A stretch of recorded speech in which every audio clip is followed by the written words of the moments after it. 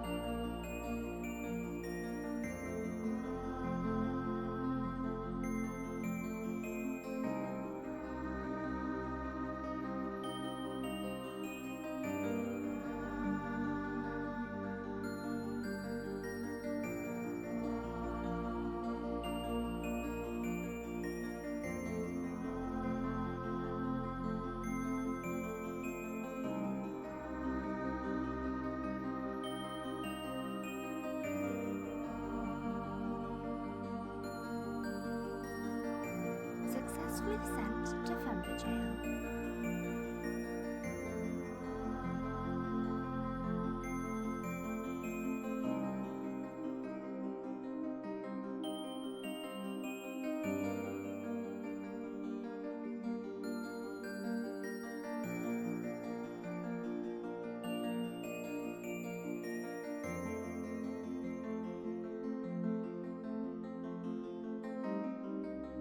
Seek help.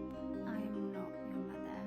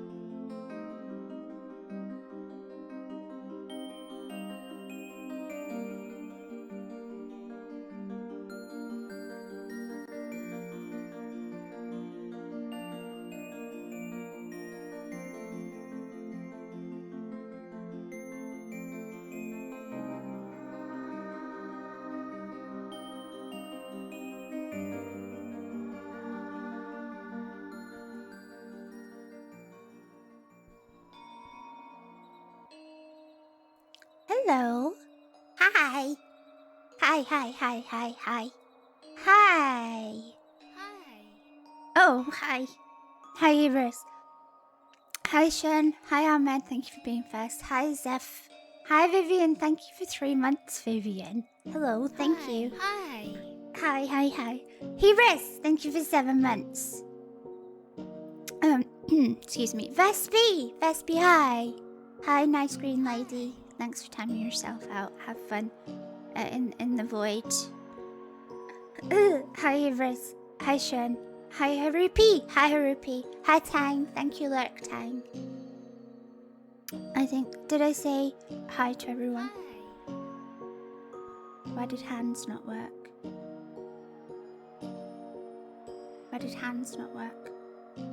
Fucking hell, 1 second.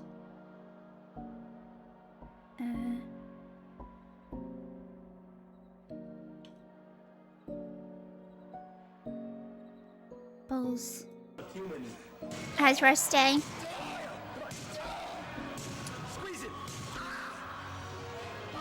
I'm fixing things. I broke it. Hi, everyone. I hope I didn't miss saying hi to anyone. Hello. Ah! Ew, Manuel. Ew. Hi, Manuel. Hi, Manuel. Hi, Meffy. I'm like an engineer. So that's gonna go on Blue Sky, but I don't have a thing to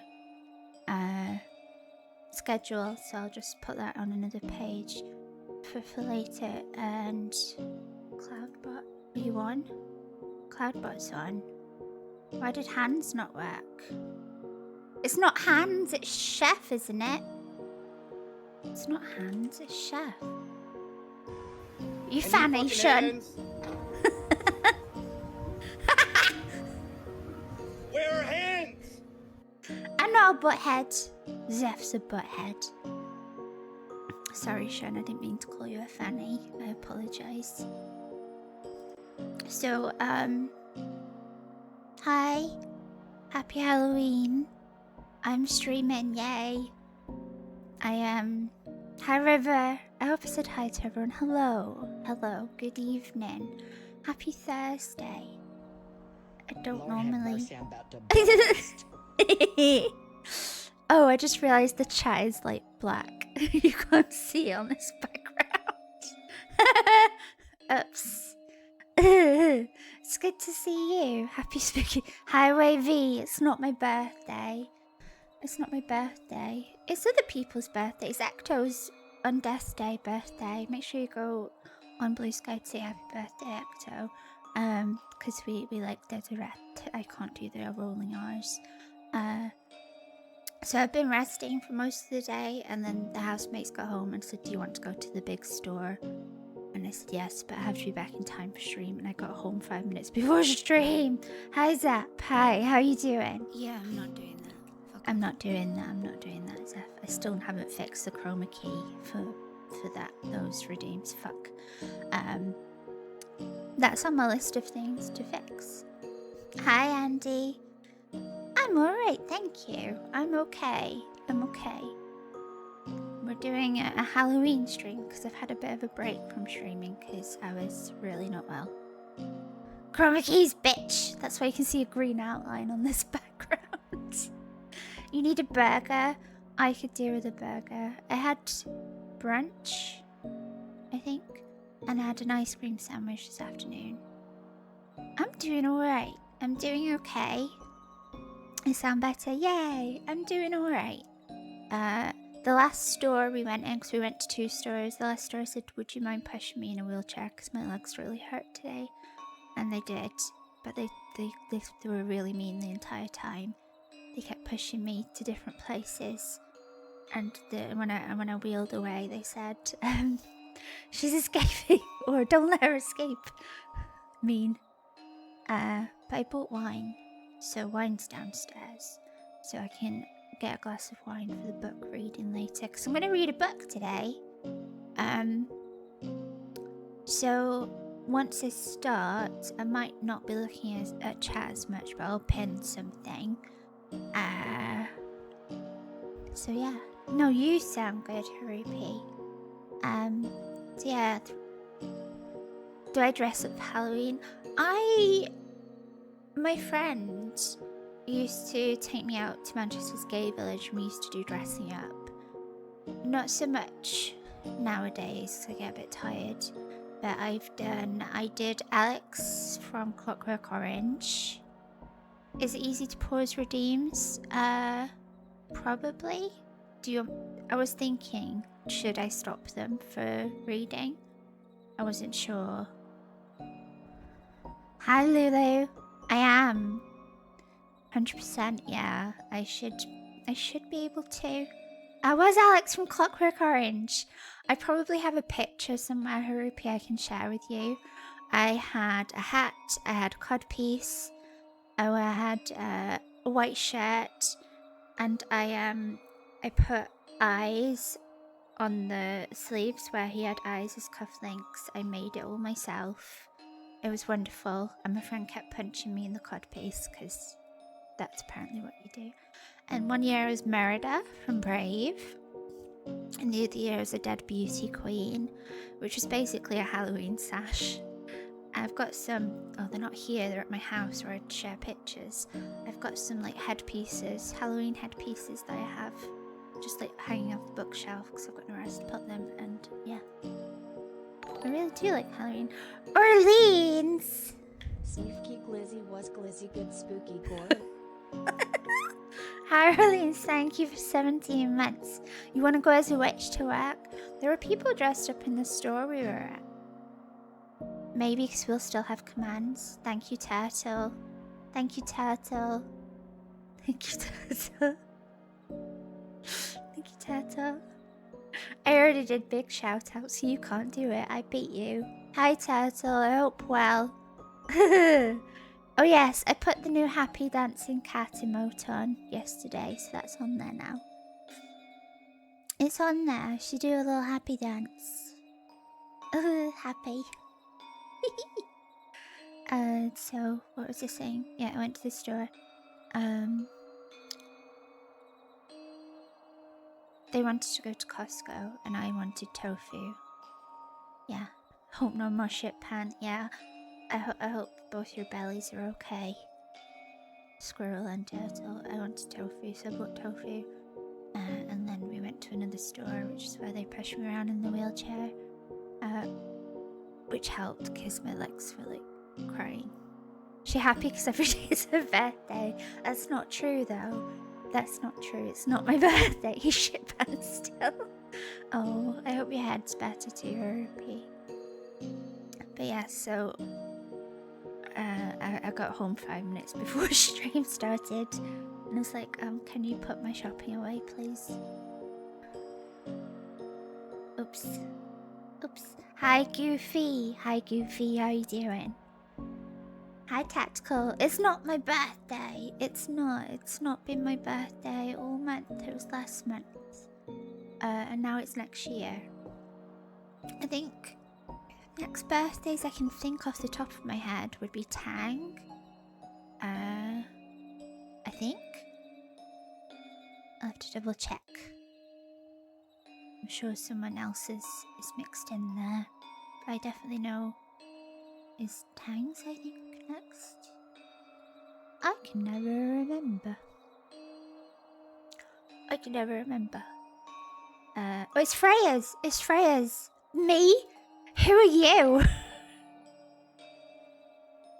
I love spooky Bretch woman. Squid. Thank you, Squid. Thank you, Squid, for 15 months. Blissy, I love you. I know it's your birthday. It's Freya's on Saturday, I think, because Freya's doing a spooky stream. So please say hi to Freya. And it's my lovely Blissy's soon. It's not mine, it's Blissy's. We love Blissy. She's old. She's always younger than me. It's not fair.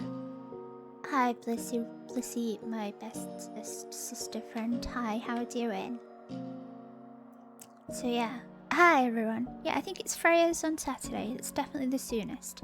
And then it's Blissy's. I don't know what to get you for your birthday, lady. So yeah, hi. Hi. Hi. Hi. Hi, Lindy. I'm feeling younger than you, you bitch. You bitch. Thank you, Lindy. I will. I'll drink water. Don't forget to stretch. I will stretch my hands. Thank you. Or we can pretend the redeems that our chroma key broken are ghosts. Oh, hi, Maxwell. Spooky cat. So yeah, hi. Good evening. I hope you've been well. I've missed streaming. I've not been the best physically. You just noticed a little ghost in my belly. Yeah. She's spooky. She's hiding. Wow. Holy shit. Wow. Tier 3 fucking menace. Hi, Tang. Love you, Tang. Keep lurking, you sausage. Thank you. You are one of the few people that can use the boob emote. Hi, Manalis. Hi, Manalis. That's Booba. Oh, the duck is fucked. The duck is a ghost. The duck is a ghost. Snufky Boo, yeah. Tang can do it. That duck is ghostly. that duck is Chroma Key Ghost. Hi, Neil. Oh, thank you, Sophie. I mean, I didn't just dox anyone. I'm talking to nobody.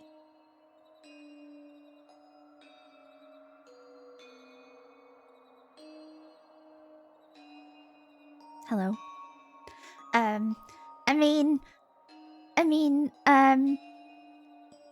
You have to make do with the thighs. Yeah, classic May.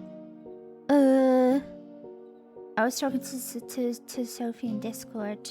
That's who I was talking to. Look, there's a Sophie in my Discord. Not anybody in this chat. I mean, no bubs. Balls. Balls. Balls! Yeah, I'm a horse as well.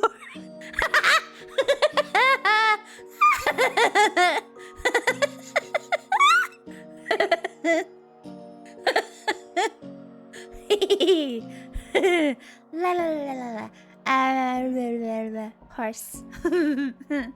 Horse. Hi, Manila. So we've been doing well. Thank you for the height train you thought about that today. Who are you grabbing, Vivian?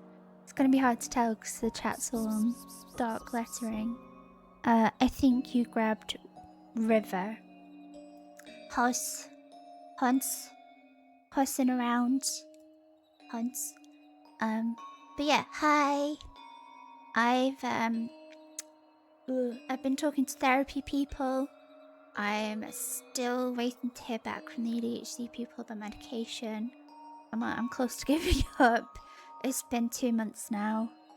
Well, I was diagnosed in April and it's been 2 months since they said I could go on a medication and they've not yet to sort that out. Who will grab me, Sag? Hi, Squid. Hi, Squid. You got strong clothing horses. People post horses. So yeah, I'm still off work for the moment. I'm still deciding what should I use my brain and body power to do. So one day I'll wash my hair and then the next day I'll shower without washing it because too much effort. So that's where I'm at right now. I'm coping. I'm asking my friends to push me around in wheelchairs when we go to the shops because I'm so tired. Hi Pevins. Hi Pevins. How you doing? So that's where I'm at. But I really miss streaming. It really helps me a lot. I love you, Blissy. I love you more. I love you first. Excuse me. So I might get a little crackly voiced or clear my throat a bit when we get to reading the book, but I'll be fine. Spooky May. Hi Cupcake. Hi Cupcake. I'll push you in a wheelchair. Thank you. Down a hill. Well. Drums. Hi Drums. I love Drums. Thank you, Drums. Do stores not offer the electric carts? They do, but that involves having to have my hands up doing stuff. What am I doing? No, Pebbles, I'm not reading that out. Soon baby. Soon baby Tobbs 69. It's my other tier 3 is Besson. Thank you, Bedson. 8 months, what the fuck? Soon baby. Thank you, Drums. I miss you, Drums. Wait, what? Okay, Turtle. Thank you, Turtle. Besson, nice lady. Yeah. Okay. Okay. Thank you. Ah! Thank you, Blissy. Blissy Smelly was so mean to me in the store. If you could think of all the un-PC things he said in the store. But yeah, hi everyone. I hope you've been really well. I hope you're having a nice ween. Well, no. That also is a ghost. That fish is a ghost.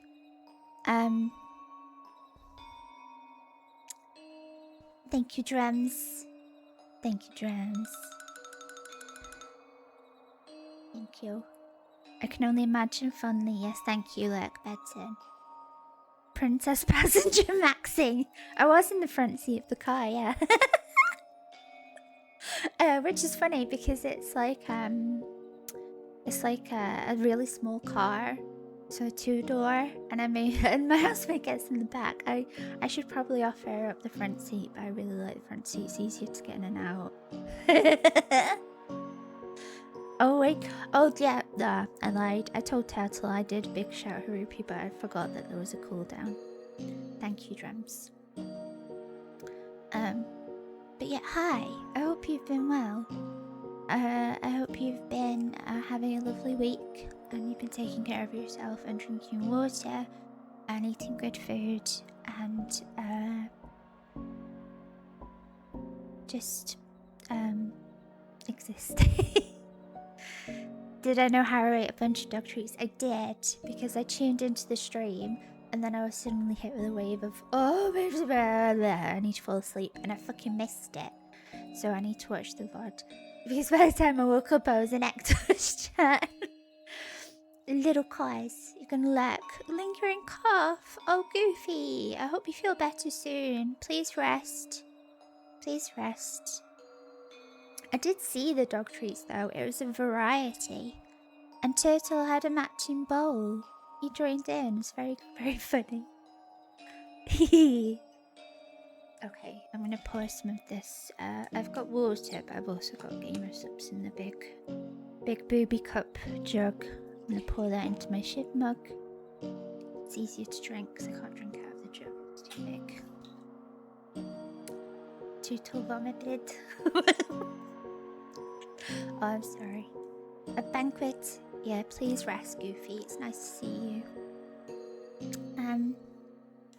What else have we been up to? We've been watching a few movies in the Discord, some spooky movies.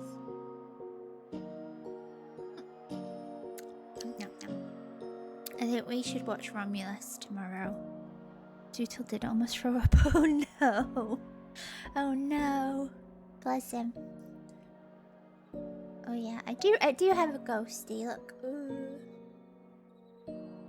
Let me bring Ghosty up. I put Ghosty. Hi. Hi, Horatio. How you doing? Ah, y'all. Thank you. Thank you for 3 months. I'll bite you. Hi, Horatio. Trick or treat. Trick. Hi. Hello. Hi. Hi. Hello. I've got a ghosty. It draws your eyes away from the boobs. Spooky. Trick. Oh, your daughters. You'll eat my seaweed hair for your trick? Oh, that's not very nice. That witch emote is adorable. I did see you guys watching movies, but I was in need of sleep. Always sleep if you need to rest. We'll always do movies again. You know? It is a trick. It is a trick. It is a trick. Hi, Ahmed. Oh, nice, Squid. Sitting on dogs. Sitting on puppies. What was I gonna say? Blah, blah, blah, blah, blah, blah. You did not take a nap during the quiet place. You were up very late, Shen. Thank you for the hype train, guys. Thank you. You were up very late. Thank you, Rex. If you're at work, I hope you're going well. I did almost say when I was finishing, why are you up? But that's not very nice of me. I was just worried you were too tired. But if you had a nap, that's alright. It's alright. I feel like I forgot something, and I probably have.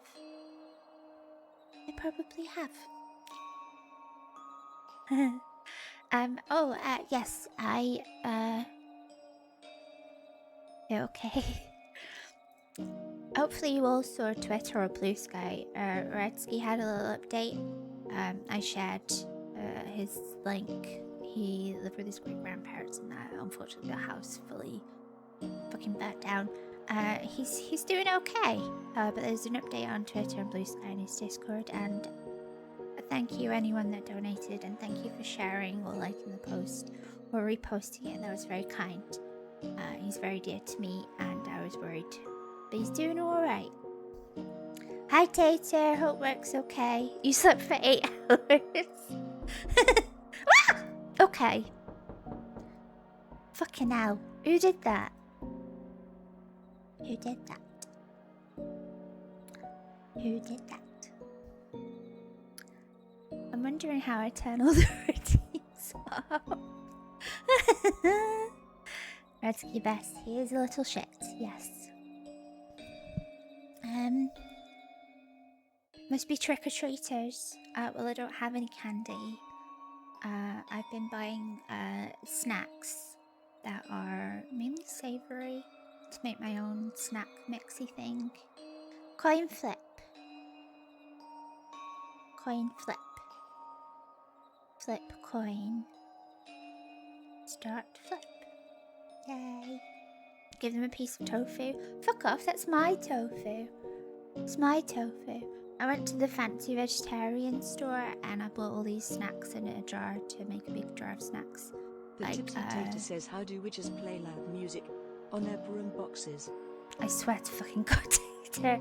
Hi, Benji. Hi, Benji. How you doing? Yes, it's Halloween. I don't have any Cadbury boosts. They're not vegan. It is Gamba time, Wavy. It is Gamba time. Tater, go back to it right now. Thank you, Lack. Vivian, thank you. I reckon that leg might be wild during cozy reading. Yeah, I think we need to turn them off. I should probably turn the bot off and pause trigger fires. Yeah, you can easily pause them and then I just update it. You go to it, bye. You need Cadbury boosts. I used to love those. But no, I bought cashews, broken walnuts, tarellini, just like these little crackery things, Italian. And then there was a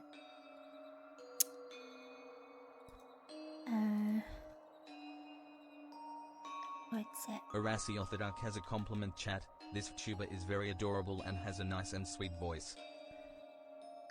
Thank you, Arasio of the Duck. There's an Indian store a few doors down and I got some Indian cracker snack type things. And they had some special things in for Diwali, which is in a few days. Thank you, Horatio. Thank you, that's a lovely treat. It was a lot. Do I got gummy worms or crunchies? Crunchies not vegan and I don't like jelly sweets. You munchie on some spooky cookies. Ooh, spooky cookies. But no, I bought tofu and wine and what else did I get? I've already forgot. Oh, heads it is. Heads. Spooky. Ah, duck pic. Let me see. Oh, it's got babies. It's got babies. It's got babies. Look at that, ducky. I love ducks. Did you win? Well done. Well done. I drink from my giant mug. Winner, winner. Yay. Ducks are very cool indeed, yeah. I used to collect duck figurines when I was younger. I think we lost them in a house move. We moved around a lot. And I think we lost them. I just collect other things now. Yeah, I had silver ones and ceramic ones, and they're all very nice, very 90s. If you don't got those, you got cat treats. But I swear to God, Pebbins, you're a little shit. The housemate has cat treats because he's got cats, but I don't. On my desk, I've got Game of Steps because I forgot to take it downstairs to the cupboard. Medication. Melatonin gummies. Oh, technically I do have gummies.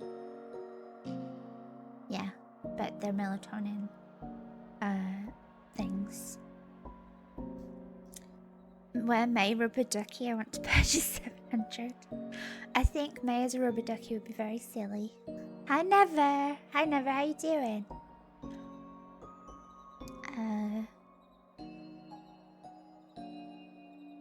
Now I'm thinking about rubber ducks. Ducky May. May duck.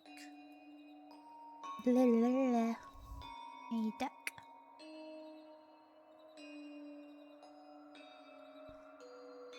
Blip, blip, blip, blip. So, I'm doing alright, thank you, Nora. I'm doing okay. I'm doing alright. Still getting used to London times. I used to how fucking dark it is. The trick or treat emote is a tombstone. Oh. My favourite Tesco shopper is back. Hi, Eli. How you doing? Put May Duck on my lesbian bike.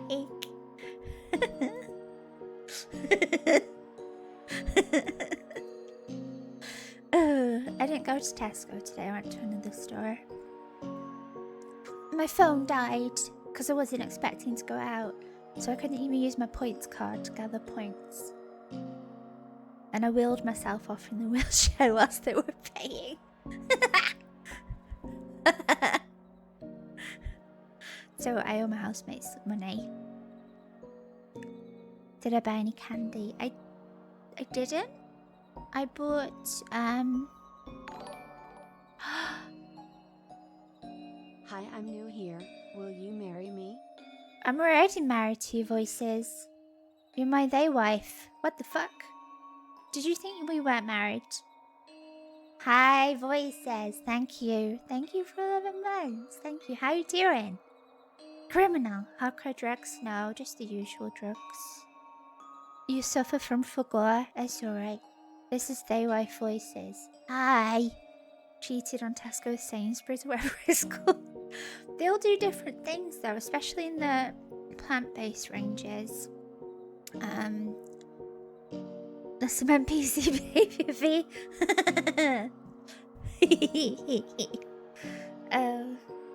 Talking of medication, I need to take this one.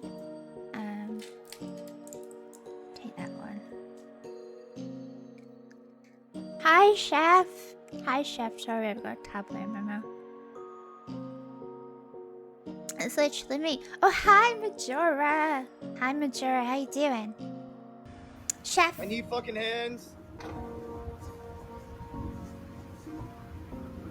Where are hands? I don't have any hands. I'm a VTuber. I don't have hands. Look.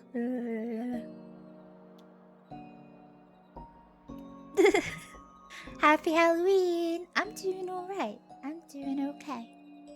I'm doing okay. I haven't drawn them. Fee has no hands. They haven't drawn the hands in. Hi, Piz, please. Hi, Piz, please. Are you having a nice time away? Your food looks amazing. Here's your hands, call me. I swear to God, Shen. No! Merry Spookmas. Merry Spookamas. Hi. What was he doing? So yes, it is the spooky time, and Thrusting had an idea of reading it. I've missed the last few streams, I was busy giving birth. Shut the fuck up, you were not.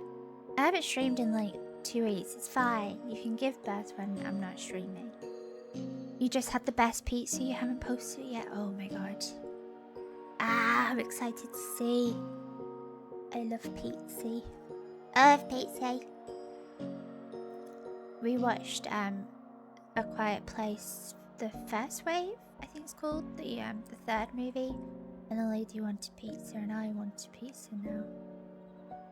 You can vouch. You were the birth. You were the birth. A lie. That means we have to ban you. No children. No children in this chat. Fuck off. Piss off.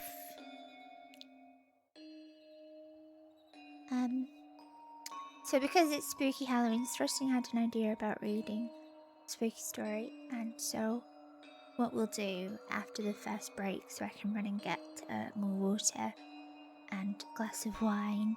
I'm gonna read Frankenstein by Mary Shelley. Exactly, Sean. So I'll have the noises off. Hopefully I'll remember to turn them all off. I think I know how to turn them all off. I'll post some of the redeems as well, the loud ones. The original sci-fi, yeah. Mary Shelley. Nice lady.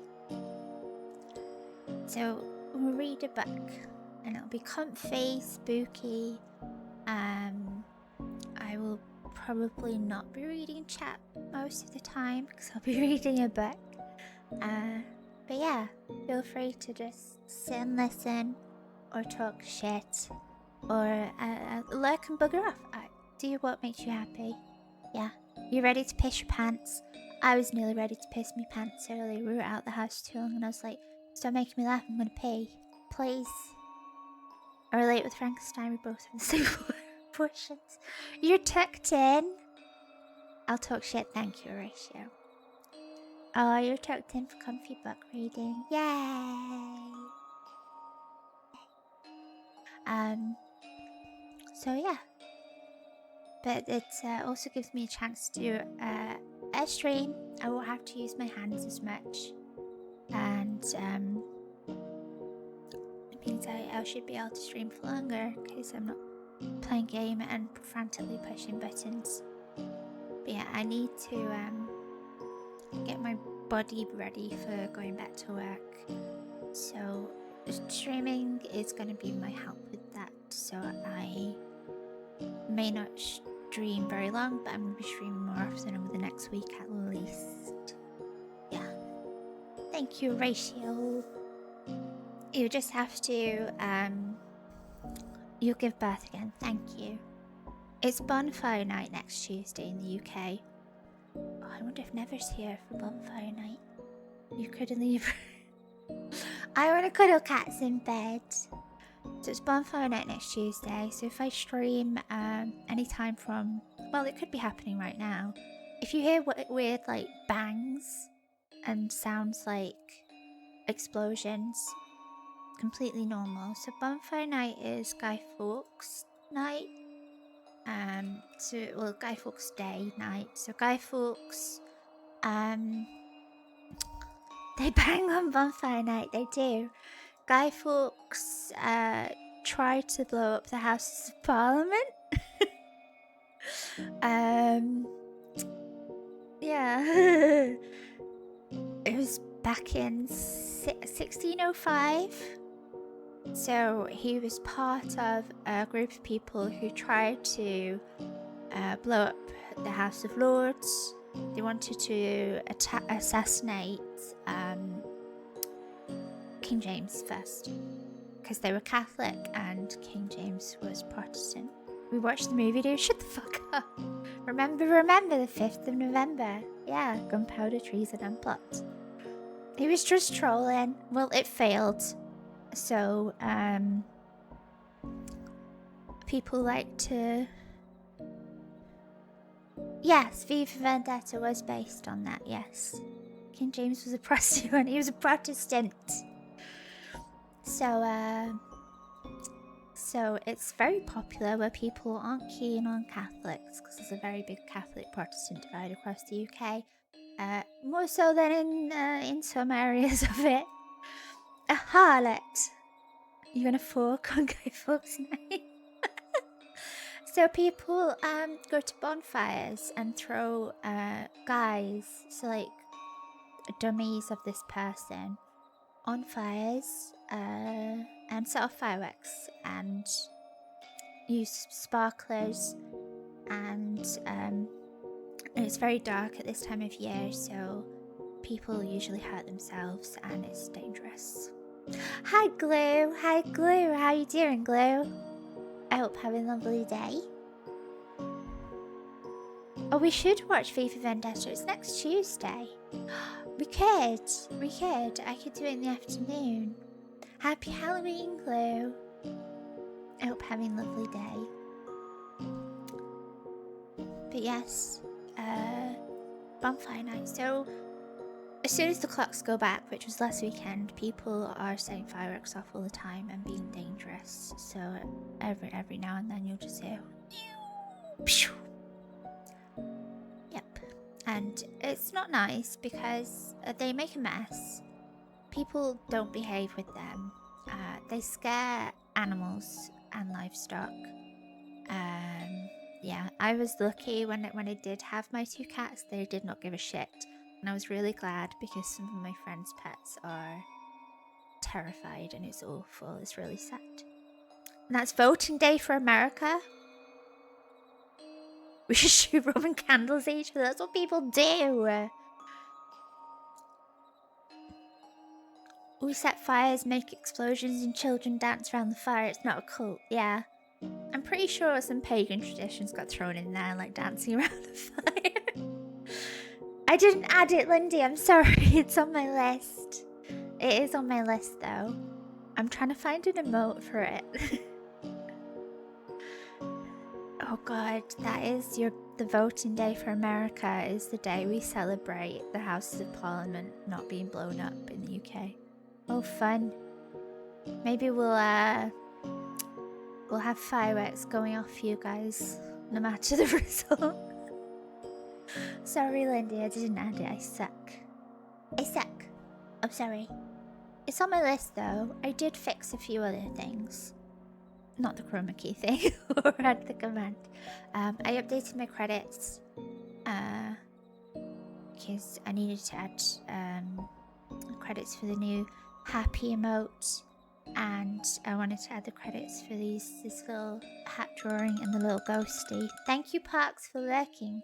We will also be dancing around bonfires and blowing stuff up. Yeah! And the music today, it's not my usual stream chatting background from Inu, from Gami. It's a coffee run music. Coffee run music is what happens. What I have on the BRB screen too. So I wanted to put the credits in there, the credits page for that as well. I'm gonna drink some of my Gimsups.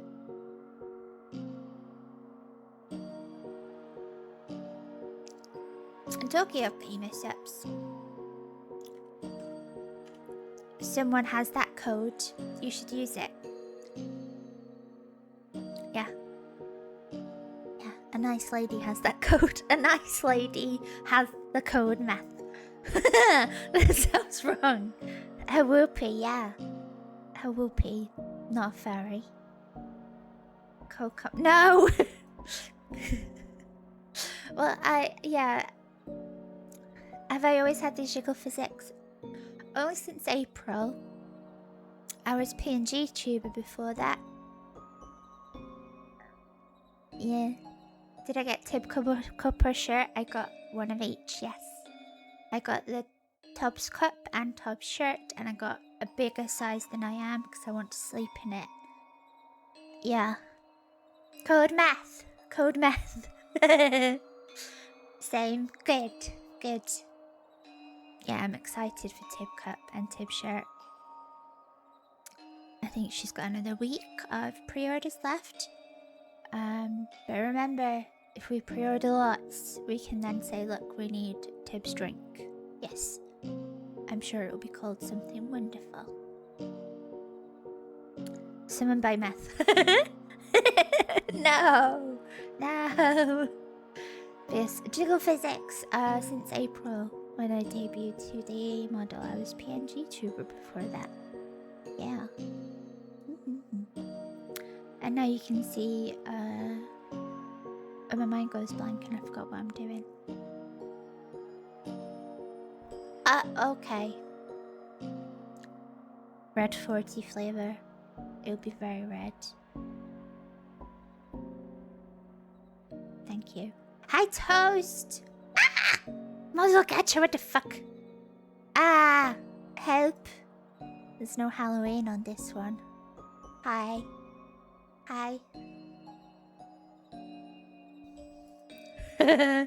Your hat is gone. Thank you. My hat has gone. Sorry. We did a model gacha. Piz Plays did it. This is hand models. This one's very jiggly.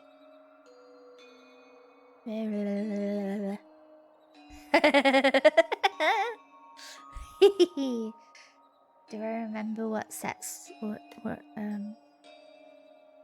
buttons I have? I don't remember. They cast me into a Muppet. They did. I forgot what presets this one has. I forgot! Shit. Let's just press things. See if they work. Does this work? Does that work? You love my eyes. How dare you love my eyes? That worked. Ah, there we go. It's a horror story. No. There we go. Blah, blah, blah, blah, blah, blah, blah.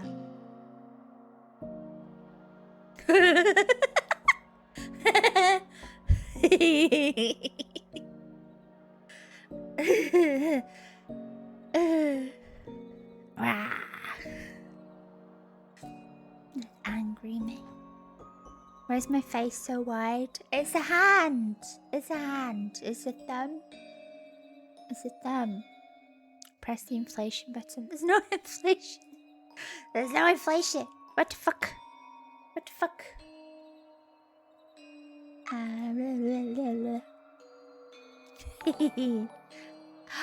Panda!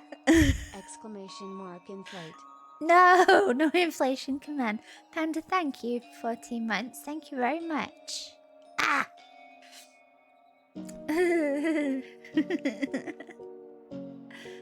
Oh, dear me. To film up it with soup? I love soup. What kind of soup? You see the hand now? Yeah. If you look carefully, there's a thumbnail. It's painted the same colour as mine. Up, up, up, up. Yes.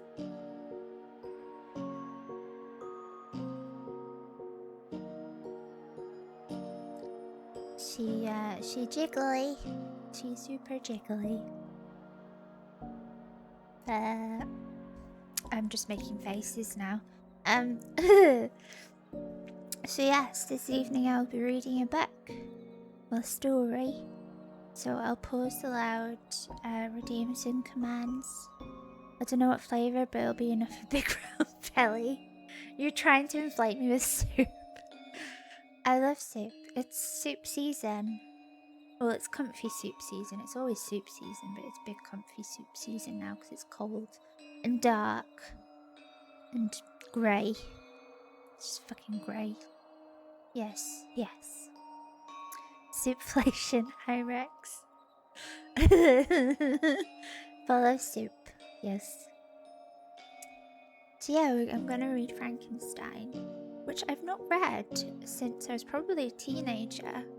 And I have a feeling I've not heard some of the words in the book. So I think I'm gonna say them and I might be pronouncing them wrong because they're words that are not used in the day-to-day anymore. I'm in lab right now, so going in and out of stream. I hope it's going well, Rex. Thank you for look. So if I pronounce something wrong, please forgive me. Because, yeah, I don't think I've heard some of them. And that's how you learn words. You read them. And if you say them wrong, I will always try and gently correct my friends because I want them to know. But that's how they learn the words, so it doesn't mean it's wrong. I don't know what I'm talking about. Isn't grey default British weather? Well, usually, sort of, but in the winter it's just like the whole sky is grey. You don't see blue. It's very rare. I lurk while sleep, so hyped to a bedtime story. Alright, Peppins. You like words, Toast? Me too. I do like words. It's very easy to learn lots of new words reading. I'm gonna spell everything dyslexia. And English words are confusing when they're written down as well, so don't worry if you spell things wrong. It's okay. You can usually tell what people mean. But yeah, I had a quick look over to make sure I'd found the right copy, and there are definitely some words I thought, oh, I don't know if I'm pronouncing that right. Looks like I heard it. I'm Ah! Vic, I swear to God. Hi, Vic. Hi, Vic. Love you, Vic. You've timed yourself out, you little shit. Hi, Vic. Hope well. Goodbye. Enjoy the void. Enjoy. So what we'll do when the first adverts roll up, because I do the 3 minutes every hour to get rid of pre-rolls for people. Because pre-rolls annoying. You come in to say hi, and you have to wait for the adverts. It just pisses me off. So, what did you add? Wait. Oh no, he dropped. He dropped a tomato. What he drop? Boober. So, yes, when the first adverts come up, we'll do a BRB. I will go get more water, a glass of wine. Boober! I love Boober. Boober! Ah, he's so cute! I love Boober. He's got little hands. Little hands! So you should get yourself some water, get comfy. I will also pause the loud commands and redeems whilst on that advert break. I do have a new Be Right Back screen. A lovely friend has offered, because I said help how, they've offered to add some text to it for me, so you can tell it's a Be Right Back screen. For now it's just an animation. So it's just the animation for now, but it'll be updated. Because the other one was just a gif from Scab and I'd written on it. Show Boba and Virginia now! No. Boba! He's spin! So yes, that's what's going to happen this evening. We're going to read a story. I'll stop the loud redeems. So I might not be looking at chat as often, but feel free to talk amongst yourselves. I'll pen something to say. Hello. And yeah, we're gonna be spooky. Spooky Halloweens. Spooky Frankenstein. Comfy, hopefully. And if I keep clearing my throat, it's just because the nature of having ME is once you use a muscle, it starts to get tired. So please excuse me if that happens. You're gonna get tucked in and comfy. Yay! I love tucked in and comfy stream time. I've got so many lovely people I can go and watch when I want to be comfy. It's really nice.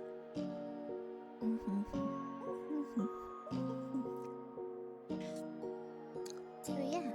And Frankenstein is... Oh, I can post that on Blue Sky now that was redeemed. Like me? No.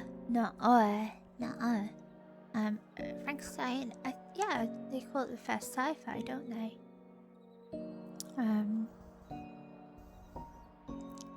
I do like Mary Shelley, I think she's pretty cool. And I'm not normally a sci-fi person because space terrifies me, which is why I love Alien movie franchise, still have been scared to death.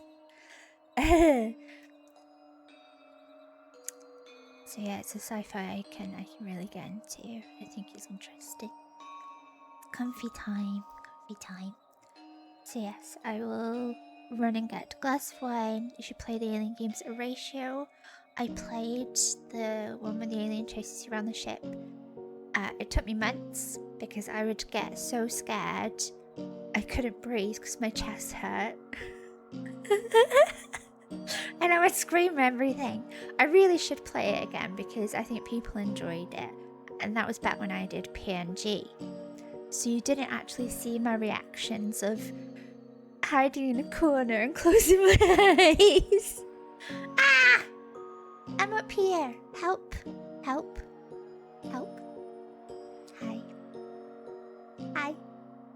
My hat's back. My hat's back and you get to see my little ghosty. I put a ghosty on my belly. True May is back. The real Jiggles are back. Big lady. Yeah, that me, big lady. Did I have a HR monitor last time? I didn't, and now I do, Pierce Please. I do. can do heart monitor and you can see the model react to me pissing myself in fear. Wow. Chemo. Thank you. I got full on put into submission by Zen. Your birthday stream was wonderful, Chemo. I hope you're proud because it was amazing. I had so much fun. I was doing stuff in the house and I was like, please, I need to be free for the girls fighting, the girls and the theys. And I made it in time and I was so happy. And then we all got a bit silly saying, do we kiss now? Do we kiss now? But yeah, I hope it was a fun birthday, Chemo. It was really fun. You did a great job. And Zen choked me out. Yeah. The LGBT WWE. Honey. Hi, honey. Next time we will kiss after the match. Honey, I hope you're well. I'm not seeing you. I hope you're doing really well. Kiss instead of shaking hands. I will if they let me. Hi, I'm doing alright. So I'm just gonna go on BRB because the adverts are rolling and I'm gonna prepare for a reading stream. So BRB. Because I need to turn some redeems off as well. Get yourself some water, get comfy. And I'll be back. I'll be back shortly. Okay.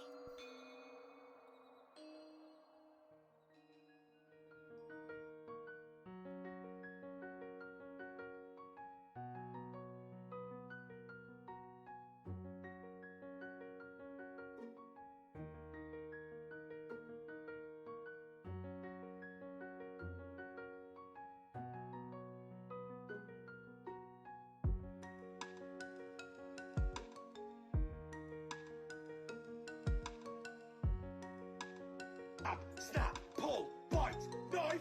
What? Who the fuck are you? Seek help. Give me your cock. Chop it off.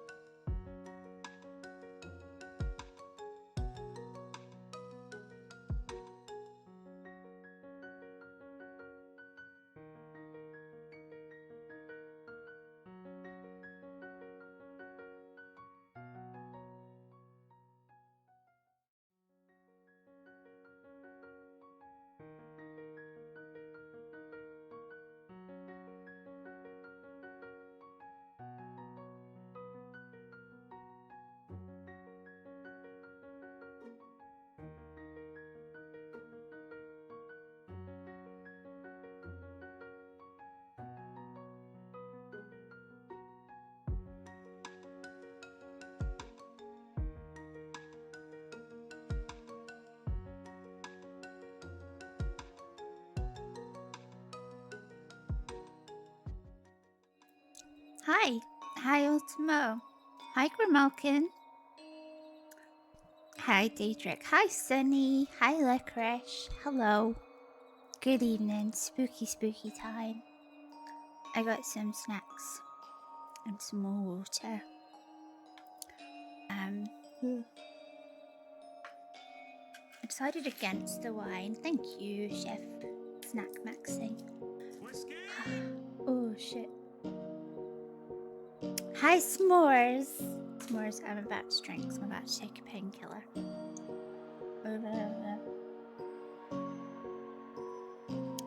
I did it. I drank the water. Hi, everyone. I linked up. I think I've turned redeems off. Sunagari Chess School? What? I do not. Today's a reading stream where I'm going to read Frankenstein. New game is by Doki Doki. I have not heard of it. But no gaming today. I'm going to be reading a book. So we're going to be very comfy spooky this afternoon. I think I've turned most of the redeems off that are allowed. Yeah. So it's time to get comfy. Because we're going to read Frankenstein by Mary Shelley. So I'm going to edit stream and change it from just chatting to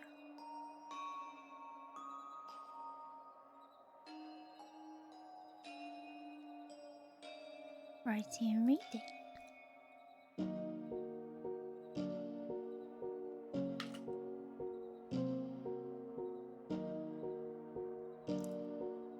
Ta-da!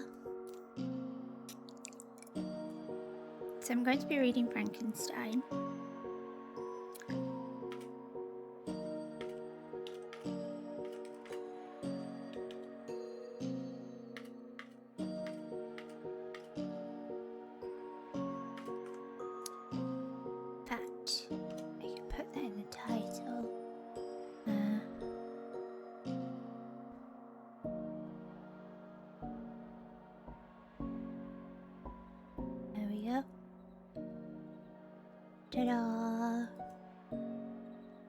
Why Frankenstein's monster or a midget from the unpicnic?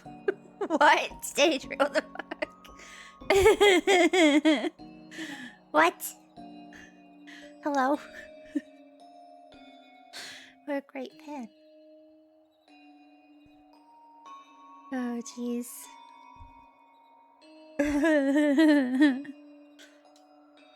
I just realized pen is in the title. Okay. Okay, I fixed it. Hi. Hi. So I think most redeems commands things are turned off sound-wise. Let's do this. Let's do this.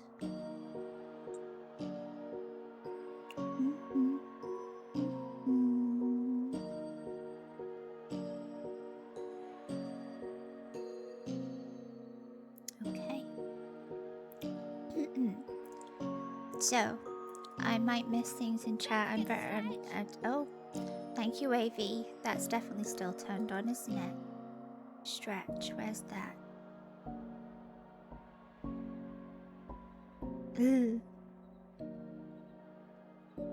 It's definitely still turned on.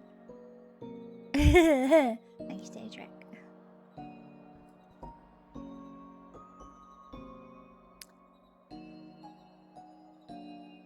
Blip, blip, blip, blip, blip, blip.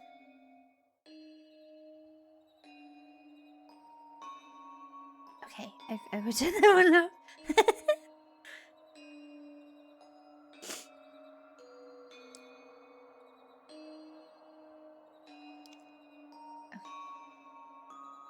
Thank you, AV.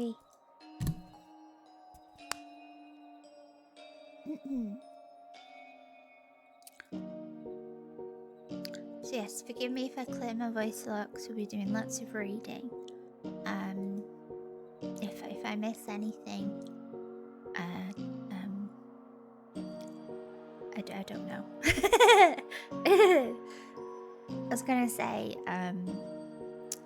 throw shit at me, but you're not in this room, so that wouldn't work, because only then would I pay attention. So, hi Hermoons, hope well. So I'm going to be reading in a few minutes. If I do miss anything in chat, I apologise. Excuse me. A sniffle. I'll be taking little breaks to drink water and stuff. But yeah, be comfy. It's a spooky.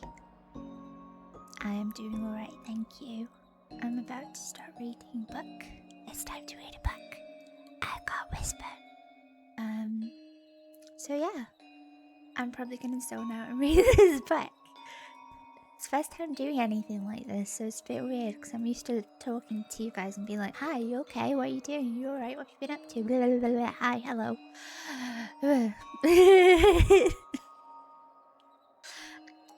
So yeah, comfy time. Hi, Daedric.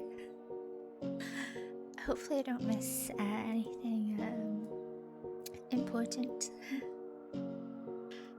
But it is now story time. So we're going to be reading Frankenstein.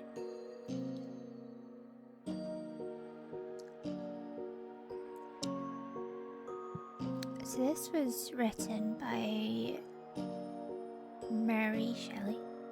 It's Frankenstein, or the Modern Prometheus.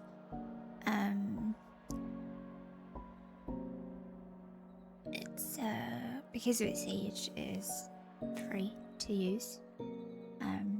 Because it's fallen out of copyright laws, so we should be safe for that. Excuse me. And again, if there's any words that sound a bit funny, it's because I've only ever read them and not heard them. So let's get started. I am by birth a Genovese, and my family is one of the most distinguished of that republic. My ancestors had been for many years councillors and syndics, and my father had filled several public situations with honour and reputation. He was respected by all who knew him for his integrity and indefatigable attention to public business. He passed his younger days perpetually occupied by the affairs of his country. A variety of circumstances had prevented his marrying early, nor was it until the decline of life that he became a husband and the father of family. As the circumstances of his marriage illustrate his character, I cannot refrain from relating them. One of his most intimate friends was a merchant who, from a flourishing state, fell, through numerous mischances, into poverty. This man, whose name was Beaufort, was of a proud and unbending disposition. I could not bear to live in poverty and oblivion, in the same country where he had formerly been distinguished for his rank and magnificence. Having paid his debts, therefore, in the most honourable manner, he retreated with his daughter to the town of Lucerne, where he lived unknown and in wretchedness. My father loved Beaufort with the truest friendship, and was deeply grieved by his retreat in these unfortunate circumstances. He bitterly deplored the false pride which led his friend to a conduct so little worthy of the affection that united them. He lost no time in endeavouring to seek him out, with the hope of persuading him to begin the world again through his credit and assistance. Beaufort had taken effectual measures to conceal himself, and it was 10 months before my father discovered his abode. Overjoyed at this discovery, he hastened to the house, which was situated in a mean street near the road. But when he entered, misery and despair alone welcomed him. Beaufort had saved but a very small sum of money from the wreck of his fortunes. It was sufficient to provide him with sustenance for some months, and in the meantime he hoped to procure some respectable employment in a merchant's house. The interval was consequently spent in inaction. His grief only became more deep and rankling when he had leisure for reflection, and at length it took so fast hold of his mind that at the end of the 3 months he lay in a bed of sickness, and incapable of any exertion. His daughter attended him with the greatest tenderness, but she saw with despair that their little fund was rapidly decreasing and that there was no other prospect of support. But Caroline Beaufort possessed a mind of an uncommon mould, and her courage rose to support her in her adversity. She procured plain work, she plaited straw, and by various means contrived to earn a pittance scarcely sufficient to support life. Several months passed in this manner. Her father grew worse, her time was more entirely occupied in attending him, her means of subsistence decreased, and in the 10th month her father died in her arms, leaving her an orphan and a beggar. This last blow overcame her, and she knelt by Beaufort's coffin weeping bitterly when my father entered the chamber. He came like a protecting spirit to the poor girl, who committed herself to his care, and after the interment of his friend, he conducted her to Geneva and placed her under the protection of a relation. 2 years after this event, Caroline became his wife. There was a considerable difference between the ages of my parents, but the circumstance seemed to unite them only closer in bonds of devoted affection. There was a sense of justice in my father's upright mind, which rendered it necessary that he should approve highly to love strongly. Perhaps during former years he had suffered from the late and discovered unworthiness of one beloved, and was so disposed to set a greater untried worth. There was a show of gratitude and worship in his attachment to my mother, differing wholly from the doting fondness of age, where it was inspired by reverence for her virtues, and a desire to be the means of, in some degree, recompensing her for the sorrows she had endured, which gave inexpressible grace to his behaviour to her. Everything was made to yield to her wishes and her convenience. He strove to shelter her, as a fair exotic is sheltered by the gardener, from every rougher wind, and surround her with all that could tend to excite pleasurable emotion in her soft and benevolent mind. Her health, and even the tranquillity of her hitherto constant spirit, had been shaken by what she had gone through. During the 2 years that had elapsed previous to their marriage, my father had gradually relinquished all his public functions, and immediately after their union they sought the pleasant climate of Italy, and the change of scene and interest attendant on a tour through that land of wonders as a restorative for her weakened frame. From Italy they visited Germany and France. I, their eldest child, was born at Naples, and as an infant accompanied by them in their rambles. I remained for several years their only child. Much as they were attached to each other, they seemed to draw inexhaustible stores of affection for a very mine of love to bestow them upon me. My mother's tender caresses, and my father's smile of benevolent pleasure while regarding me are my first recollections.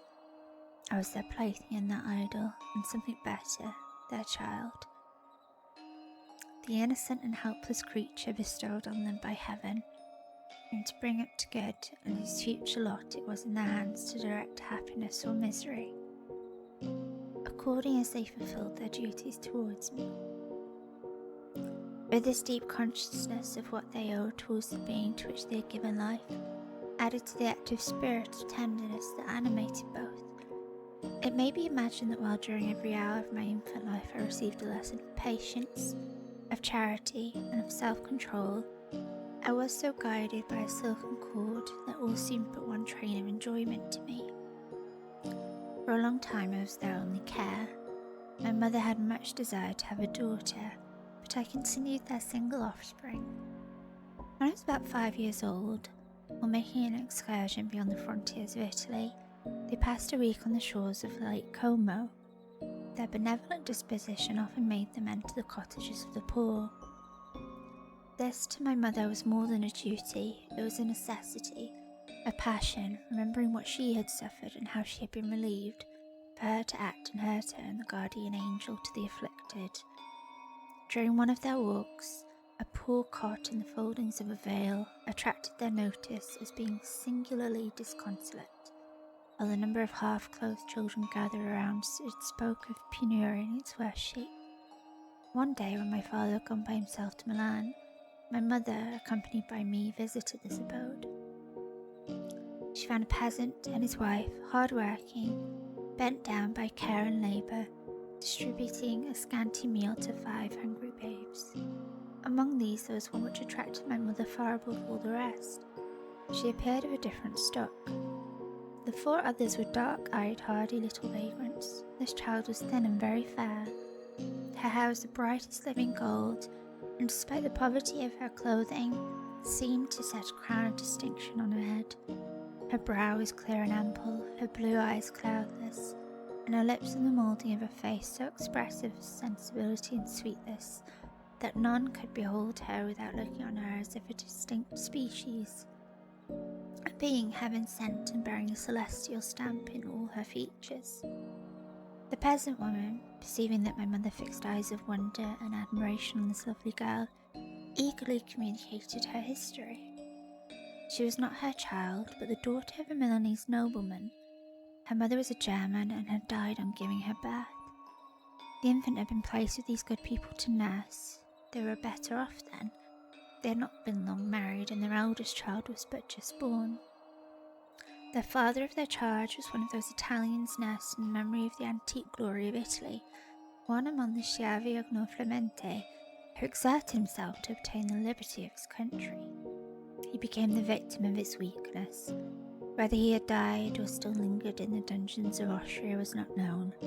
His property was confiscated. His child became an orphan and a beggar.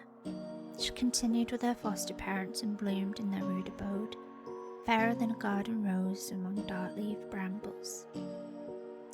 When my father returned from Milan, he found playing with me in the hall of our villa a child fairer than pictured cherub, a creature who seemed to shed radiance from her looks, and whose form and motions were lighter than the chamois of the hills.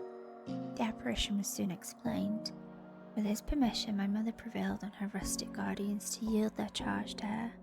They were fond of the sweet orphan.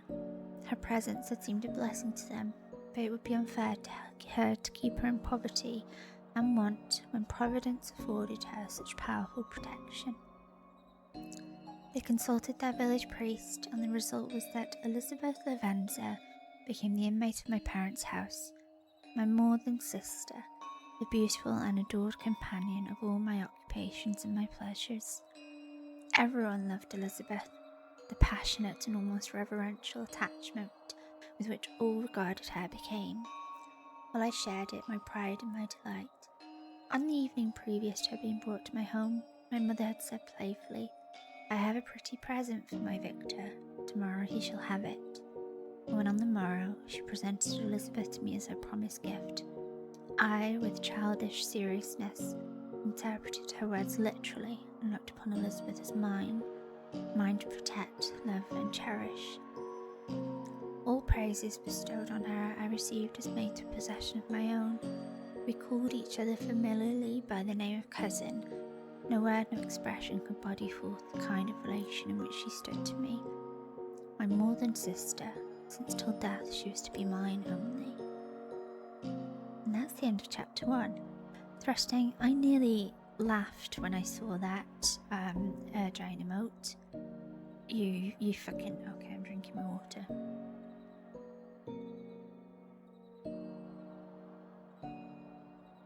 You menace.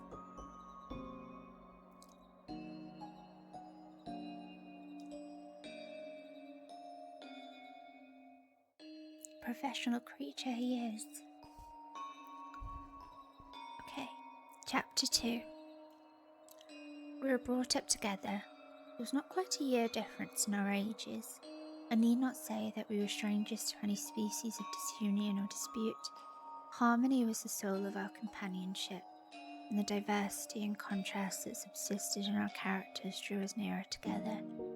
Elizabeth was of a calmer and more concentrated disposition, but with all my ardour, I was capable of a more intense application and was more deeply smitten with the thirst for knowledge. She busied herself with following the aerial creations of the poets, and in the majestic and wondrous scenes which surrounded our Swiss home, the sublime shapes of the mountains, the changes of the seasons, tempest and calm, the silence of winter, and the life and turbulence of our alpine summers, she found ample scope for admiration and delight. While my companion contemplated with a serious and satisfied spirit the magnificent appearances of things, I delighted in investigating their causes. The world was to me a secret which I desired to divine. Curiosity, earnest research to learn the hidden laws of nature, gladness akin to rapture, as they're unfolded to me, are among the earliest sensations I can remember. On the birth of a second son, my junior by 7 years, my parents gave up entirely their wandering life and fixed themselves in their native country. We possessed a house in Geneva and a campagna in Bellerive, the eastern shore of the lake, at the distance of rather more than a league from the city. We resided principally on the latter, and the lives of my parents were passed in considerable seclusion. It was my temper to avoid a crowd and to attach myself fervently to a few. I was indifferent, therefore, to my schoolfellows in general, but I united myself in the bonds of the closest friendship to one among them. Henry Clerval was the son of a merchant of Geneva. He was a boy of singular talent and fancy.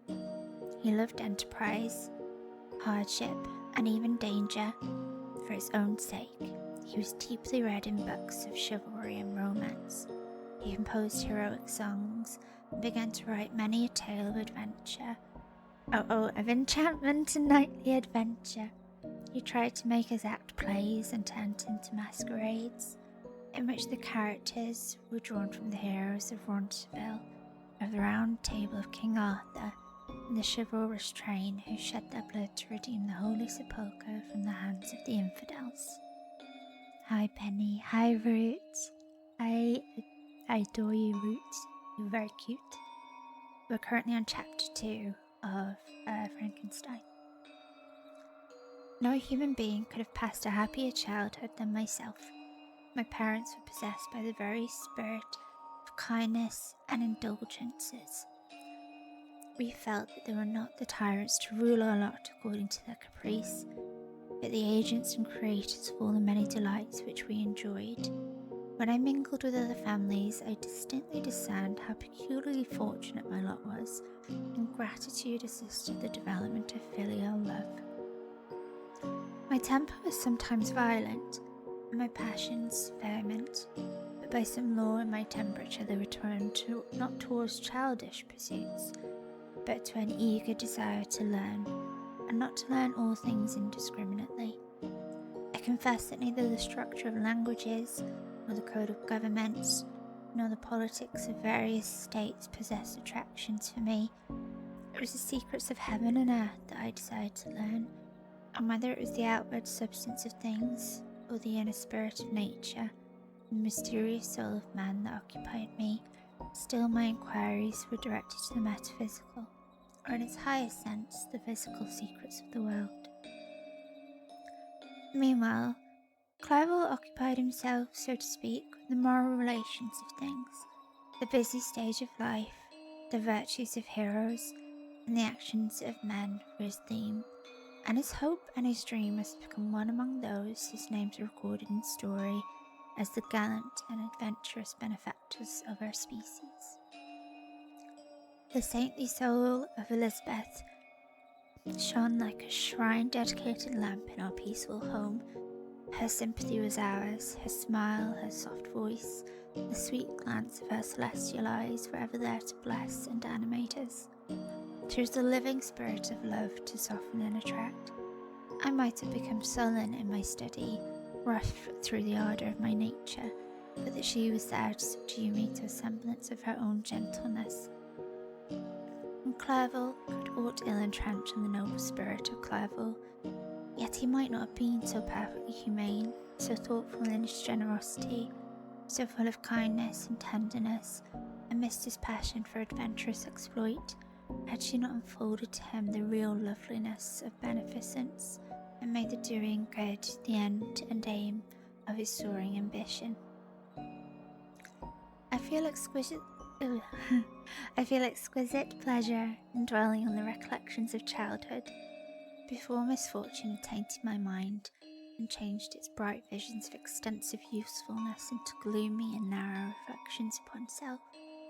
Besides, in drawing the picture of my early days, I also record those events which led, by insensible steps, to my aftertale of misery, when I would account to myself for the birth of that passion which afterwards ruled my destiny. I find it arise, like a mountain river, from ignoble and almost forgotten sources, but swelling as it proceeded, it became the torrent which in its course swept away all my hopes and joys. Natural philosophy is the genius that has regulated my fate.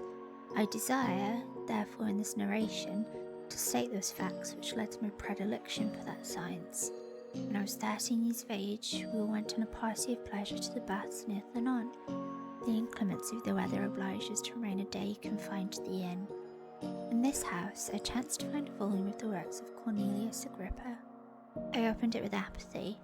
The theory which he attempts to demonstrate and the wonderful facts which he relates soon changed this feeling into enthusiasm.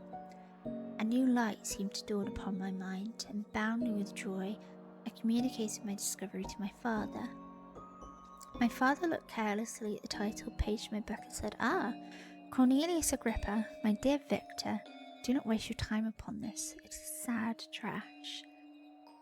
If, instead of this remark, my father had taken the pains to explain to me that the principles of Agrippa had been entirely exploded, and that a modern system of science had been introduced which possessed much greater powers than the ancient, because the powers of the latter were chimerical, while those of the former were real and practical, under such circumstances I should have certainly thrown Agrippa aside, and have contented my imagination, warmed as it was, by returning with greater ardour to my former studies. It was even possible that the train of my ideas would never have received the fatal impulse that led to my ruin, but the cursory glance my father had taken from my volume by no means assured me that he was acquainted with its contents, and I continued to read with the greatest avidity. When I returned home, my first care was to procure the whole works of this author, and afterwards of Paracelsus and Albertus Magnus.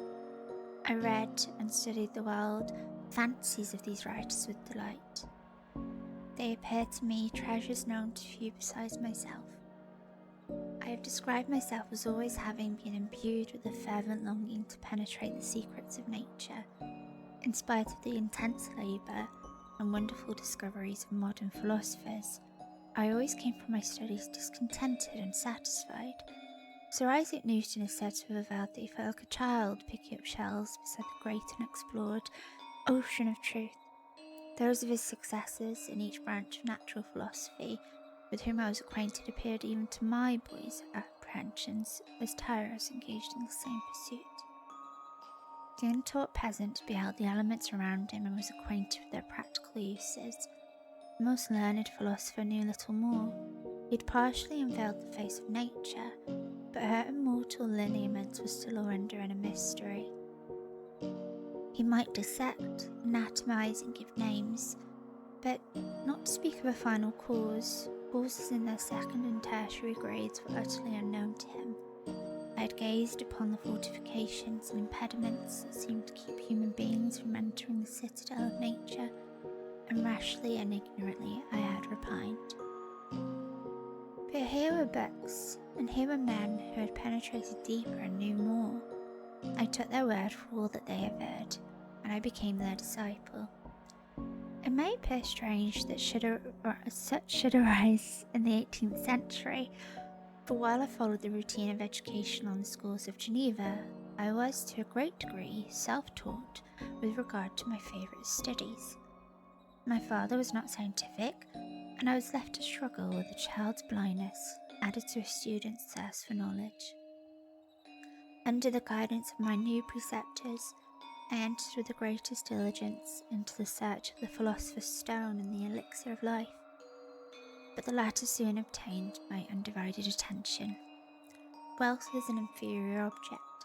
What glory would attend the discovery if I could banish disease from the human frame, and render man invulnerable to any but a violent death? Nor were these my only visions. The raising of ghosts or devils was a promise liberally accorded by my favourite authors, the fulfilment of which I most eagerly sought, and if my incantations were always unsuccessful, I attributed the failure rather to my own inexperience, a mistake, than to a want of skill or a fidelity in my instructors. And thus, for a time, I was occupied by exploded systems, mingling, like an unadept, 1,000 contradictory theories, and floundering desperately in a very slow, multifarious knowledge, guided by an ardent imagination and childish reasoning, till an accident again changed the current of my ideas. When I was about 15 years old, we had retired to our house near Balrive, and we witnessed a most violent and terrible thunderstorm. It advanced from behind the mountains of Jura, and the thunder burst at once with frightful loudness from various quarters of the heavens. I remained, while the storm lasted, watching its progress with curiosity and delight. As I stood at the door, on a sudden I beheld a stream of fire issue from an old and beautiful oak, which stood about 20 yards from our house, and so soon as the dazzling light vanished, the oak disappeared, and nothing remained but a blasted stump. When we visited it the next morning, we found the tree shattered in a singular manner. It was not splintered by the shock, but entirely reduced to thin ribbons of wood. I never beheld anything so utterly destroyed. Before this, I was not unacquainted with the more obvious laws of electricity. On this occasion, a man of great research and natural philosophy was with us, and excited by this catastrophe, he entered on the explanation of a theory which he had formed on the subject of electricity and galvanism, which is at once new and astonishing to me. All that he said threw greatly into the shade of Cornelius Agrippa, Albertus Magnus, and Paracelsus, the lords of my imagination, but by some fatality the overthrow of these men disinclined me to pursue my accustomed studies. It seemed to me as if nothing would or could ever be known. All that had so long engaged my attention suddenly grew despicable, by one of those caprices of the mind which we are perhaps most subject to in early youth. I at once gave up my former occupations, set down natural history and all its progeny as a deformed and abortive creation, and entertained the greatest disdain for a would-be science which could never even step within the threshold of real knowledge. In this mood of mind, I betook myself to the mathematics and the branches of study appertaining to that science as being built upon secure foundations, and so worthy of my consideration. Thus strangely are our souls constructed, and by such slight ligaments are we bound to prosperity or ruin. When I look back, it seems to me as if this almost miraculous change of inclination and will was the immediate suggestion of the guardian angel of my life, the last effort made by the spirit of preservation to avert the storm that was even then hanging in the stars and ready to envelop me. Her victory was announced by an unusual tranquillity and gladness of soul, which followed the relinquishing of my ancient and latterly tormenting studies. It was thus that I was to be taught to associate evil with their prosecution, happiness with their disregard. It was a strong effort of the spirit of good, but it was ineffectual. Destiny was too potent, and her immutable laws had decreed my utter and terrible destruction. And that's the end of chapter 2. I'm going to drink some water.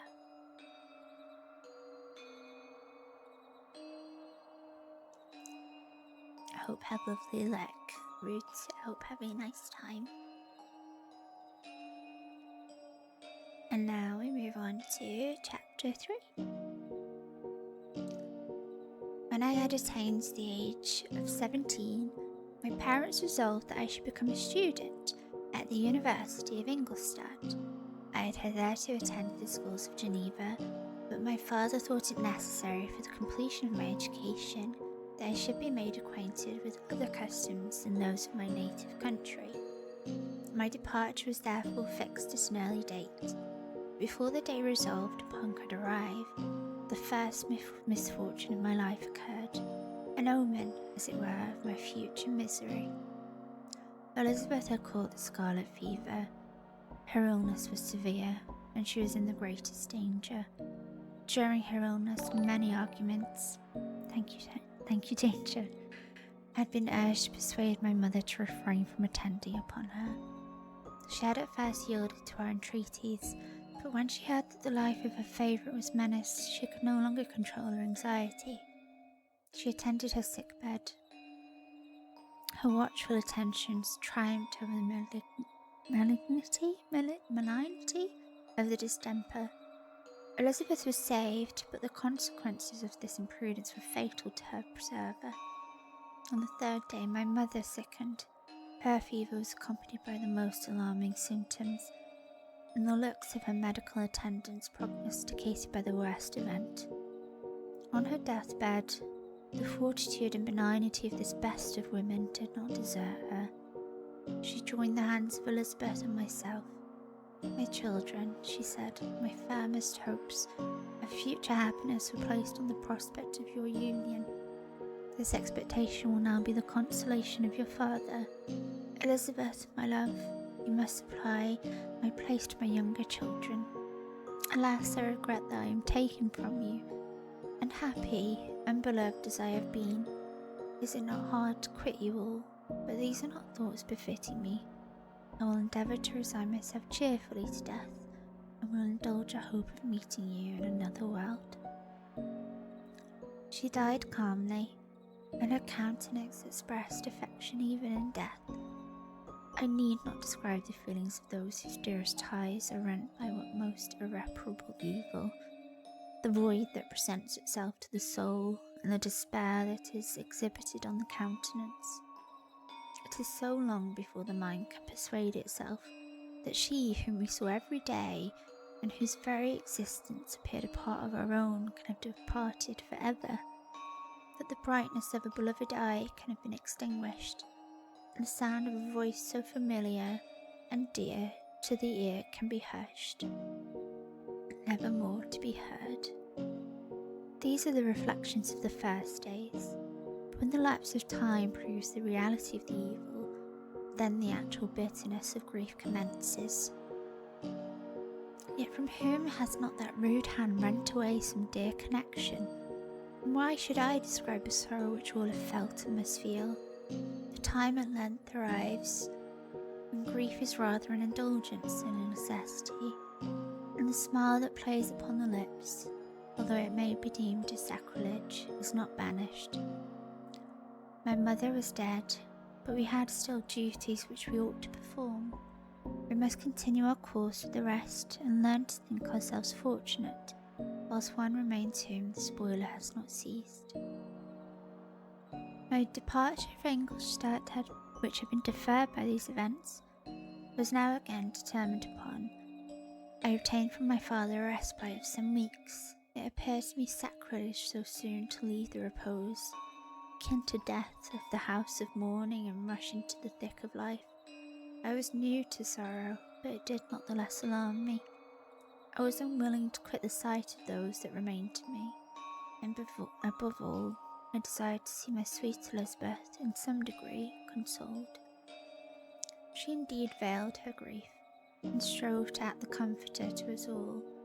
She looked steadily on life, and assumed its duties with courage and zeal. She devoted herself to those whom she had been taught to call her uncle and cousin. Never was she so enchanting as at this time, when she recalled the sunshine of her smiles and spent them upon us. She forgot even her own regret in her endeavours to make us forget. The day of my departure at length arrived. Clerval spent the last evening with us. He had endeavoured to persuade his father to permit him to accompany me and to become my fellow student, but in vain. His father was a narrow-minded trader, and saw idleness and ruin in the aspirations and ambition of his son. Henry deeply felt the misfortune of being debarred from a liberal education. He said little, but when he spoke, I read in his kindling eye, and in his animated glance, a restrained but firm resolve not to be chained to the miserable details of commerce. We sat late. We could not tear ourselves away from each other, or persuade ourselves to say the word farewell. It was said, and we retired under the pretence of seeking repose, each fancying that the other was deceived. But when at morning's dawn I descended to the carriage which was to convey me away, they were all there. My father again to bless me, Clerval to press my hand once more, my Elizabeth to renew her entreaties that I would write often, and to bestow the last feminine attentions on her playmate and friend. I threw myself into the chaise that was to convey me away, and indulged in the most melancholy reflections. I, who had ever been surrounded by amiable companions continually engaged in endeavouring to bestow mutual pleasure, I was now alone. In the university, where I was going, I must form my own friends and be my own protector. My life had hitherto been remarkably secluded and domestic, and this had given me invincible repugnance to new countenances.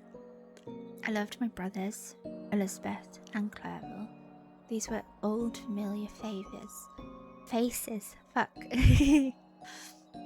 I believed myself totally unfitted for the company of strangers.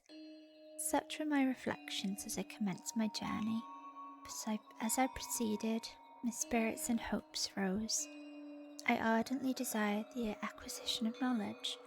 I had often, when at home, though it's hard to remain during my youth cooped up in one place, and had long to enter the world and take my station among other human beings, now my desires were complied with, and it would indeed have been folly to repent. I had sufficient leisure for these, and many other reflections during my journey to Ingolstadt, which was long and fatiguing. At length the high white steeple of the town met my eyes. I alighted and was conducted to my solitary apartment to spend the evening as I pleased. The next morning I delivered my letters of introduction and paid a visit to some of the principal professors. Chance, or rather the evil influence, the angel of destruction, which asserted omnipotent sway over me from the moment I turned my reluctant steps from my father's door, led me first to M. Krempe, Professor of Natural Philosophy. He was an uncouth man, but deeply imbued in the secrets of his science. He asked me several questions concerning my progress in the different branches of science appertaining to natural philosophy. I replied carelessly, and partly in contempt, mentioned the names of my alchemists as the principal authors I had studied. The professor stared. "Have you," he said, "really spent your time in studying such nonsense?" I replied in the affirmative. "Every minute," continued M. Krempe with warmth, "every instant that you have wasted on those books is utterly entirely lost. You've burdened your memory with exploded systems and useless names. Good God! In what desert land have you lived, where no one was kind enough to inform you that these fancies, which you have so greedily imbibed, are 1,000 years old and as musty as are ancient? I little expected in this lightened and scientific age to find a disciple of Albertus Magnus and Paracelsus. My dear sir, you must begin your studies entirely anew."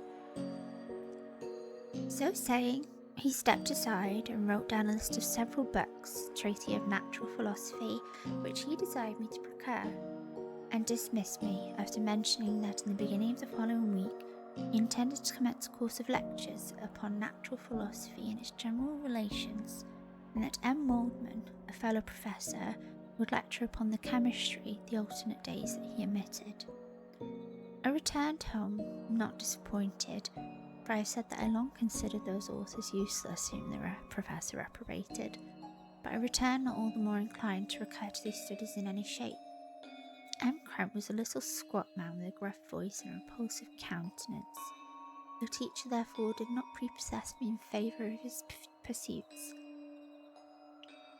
but rather a too philosophical and connected a strain. Perhaps I have given an account of the conclusions I had come to concerning them in my early years. As a child, I had not been content with the results promised by the modern professors of natural science, with confusion of ideas only to be accounted for by my extreme youth and my want of guide in such matters. I had retrod the steps of knowledge along the paths of time, and exchange the discoveries of recent inquirers for the dreams of forgotten alchemists. Besides, I had a contempt for the uses of modern natural philosophy. It was very different when the masters of this science sought immortality and power. Such views, although futile, were grand, but now the scene was changed. The ambition of the inquirer seemed to limit itself to the annihilation of those visions on which my interest in science was chiefly founded.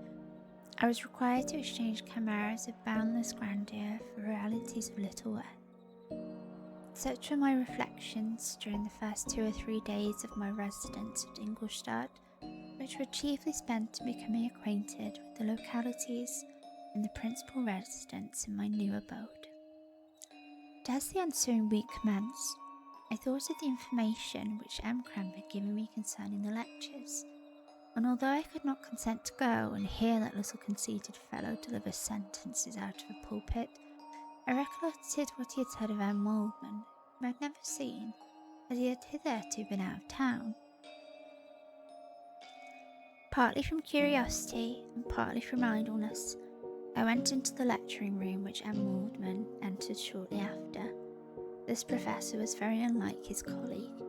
He appeared about 50 years of age, but with an aspect expressive of the greatest benevolence. A few grey hairs covered his temples, but those at the back of his head were nearly black. His person was short, but remarkably erect, and his voice the sweetest I had ever heard. He began his lecture by a recapitulation of the history of chemistry and the various improvements made by different men of learning, pronouncing with fervour the names of the most distinguished discoverers. He then took a cursory view of the present state of the science and explained many of its elementary terms, and after having made a few preparatory experiments, he concluded with the panegyric upon modern chemistry, upon the terms of which I shall never forget. The ancient teachers of the science, said he, promised impossibilities and performed nothing. The modern masters promise very little.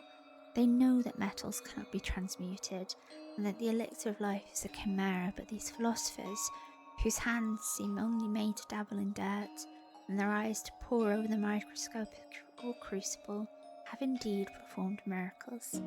They penetrate into the recesses of nature, and show how she works in her hiding places. They ascend into the heavens. They have discovered how the blood circulates, and the nature of air we breathe. They have acquired new and almost unlimited powers. They can command the thunders of heaven, mimic the earthquake, and even mock the invisible world with its own shadows. Such were the professor's words, rather let me say such the words of the fate announced to destroy me. As he went on, I felt as if my soul were grappling with a palpable enemy. One by one the various keys were touched which formed the mechanism of my being. Chord after chord was sounded, and soon my mind was filled with one thought, one conception, one purpose. So much has been done, exclaimed the soul of Frankenstein. More, far more will I achieve, treading the steps already marked. I will pioneer a new way, explore unknown powers, and unfold to the world the deepest mysteries of creation. I closed not my eyes that night. My internal being was in a state of insurrection and turmoil. I felt that order would thence arise, but I had no power to produce it. By degrees, after the morning's dawn, sleep came. I awoke, and my yesternight's thoughts were as a dream. There only remained a resolution to return to my ancient studies, and to devote myself to a science for which I believed myself to possess a natural talent. On the same day I paid M. Waldman a visit. His manners in private were even more mild and attractive than in public, for there was a certain dignity in his mien during his lecture which in his own house was replaced by the greatest affability and kindness. I gave him pretty nearly the same account of my former pursuits as I had given to his fellow professor. He heard with attention the little narration concerning my studies, and smiled at the names of Cornelius, Agrippa, and Paracelsus. But without the contempt that M. Cramp had exhibited, he said that these were men to whose indefatigable zeal modern philosophers were indebted for most of the foundations of their knowledge. They had left to us as an easier task to give new names and arrange and connect classifications the facts which they, in a great degree, have been the instruments of bringing to light. The labours of men of genius, however erroneously directed, scarcely ever fail in ultimately turning to the solid advantage of mankind.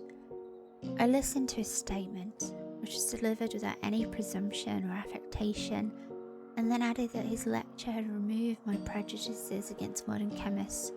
I expressed myself in measured terms, with the modesty and deference due from a youth to his instructor, without letting escape, inexperience in life would have made me ashamed, any of the enthusiasm which stimulated my intended labours.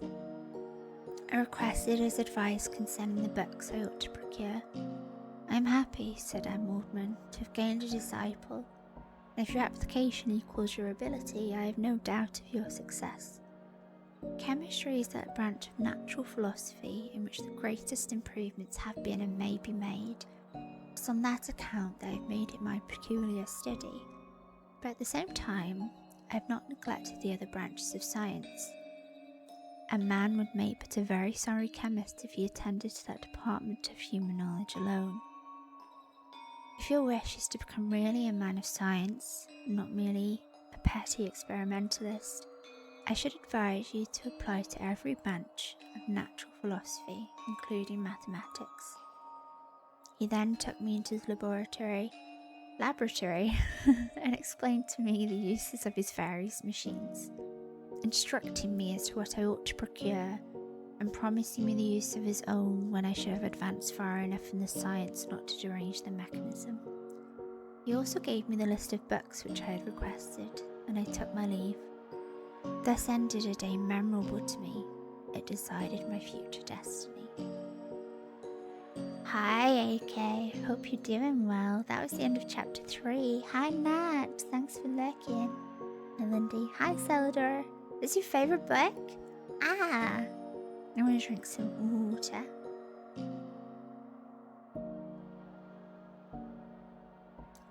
How voice doing? It's doing okay. Hi Goose. It's doing okay. I'm tripping on some words. I said laboratory because I was reading it, but if I was just saying it normally, I'd say laboratory. I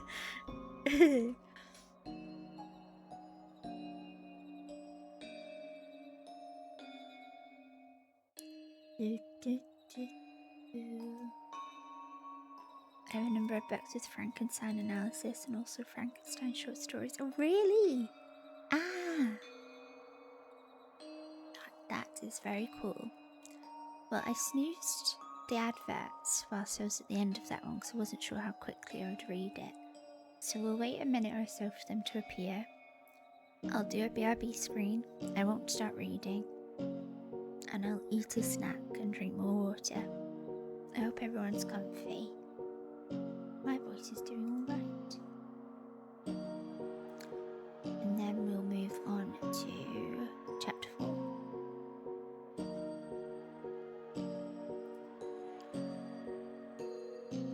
Lots of big words in these today.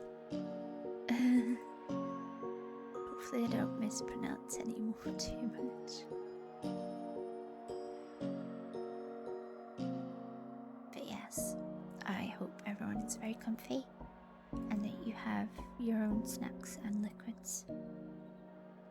So when the adverts come on, I will have a snack, drink some water and stretch my legs because I've been sat down for an hour now and we need to make sure our legs are moving around. Yeah.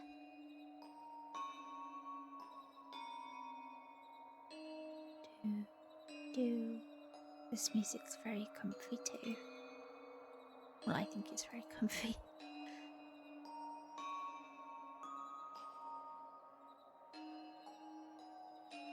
It's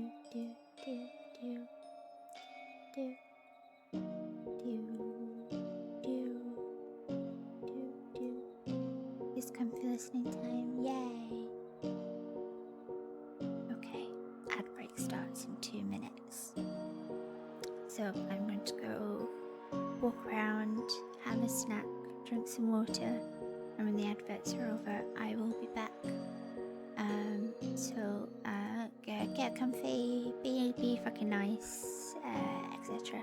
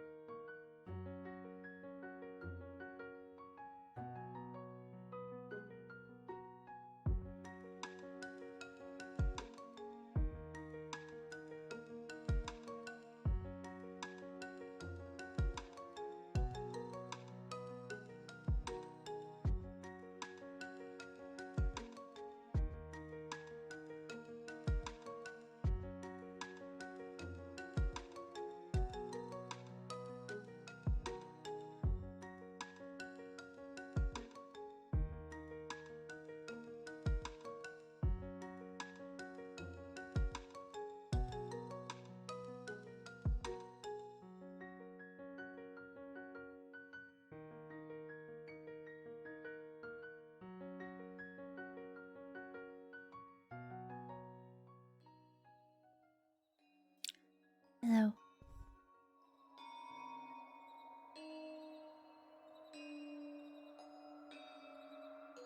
I don't press the thing. Phoebe, thank you for following. I hope you're well. You didn't know Roots may enjoy. I'm a Roots enjoyment else. I think Roots is a lovely streamer.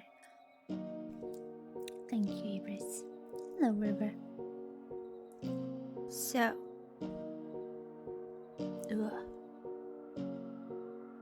we're moving on to chapter 4. Thank you, Ahmed. Thank you, Tactical.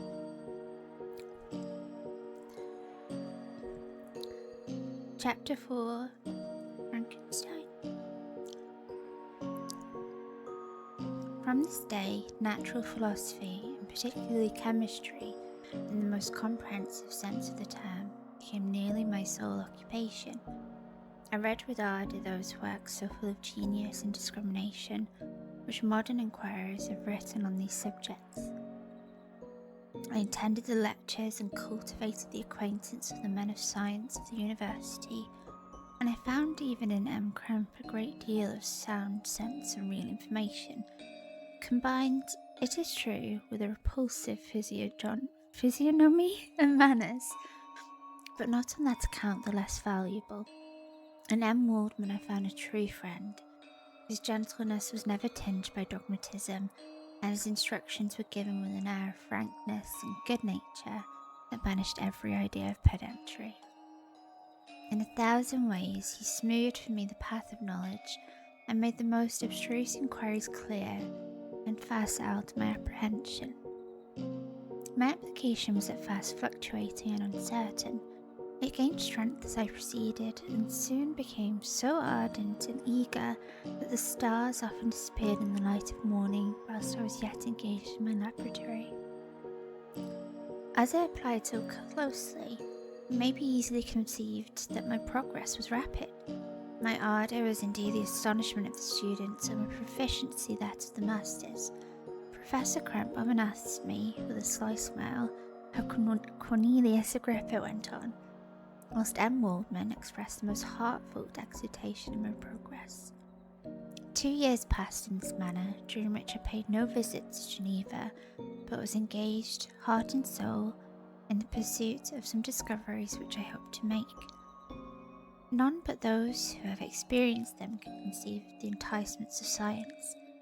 In other studies you go as far as others have gone before you, and there is nothing more to know, but innocent scientific pursuit. There is continual food for discovery and wonder. A mind of moderate capacity which closely pursues one study must infallibly arrive at great proficiency in that study. And I, who continually sought the attainment of one object of pursuit, and was solely wrapped up in this, improved so rapidly that at the end of 2 years I made some discoveries in the improvement of some chemical instruments, which procured me great esteem and admiration at the university. When I had arrived at this point, and become as well acquainted with the theory and practice of natural philosophy as depended on the lessons of any of the professors at Ingolstadt, my residence there being no longer conducive to my improvements, I thought of returning to my friends in my native town, when an incident happened that protracted my stay. One of the phenomena which had peculiarly attracted my attention was the structure of the human frame, and indeed any animal endued with life. Whence, I often asked myself, did the principle of life proceed? It was a bold question, and one which has ever been considered as a mystery.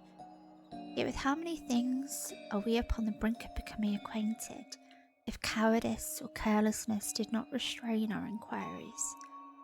I revolved these circumstances in my mind, and determined thenceforth to apply myself to more particularly to these branches of natural philosophy which relate to physiology. Unless I had been animated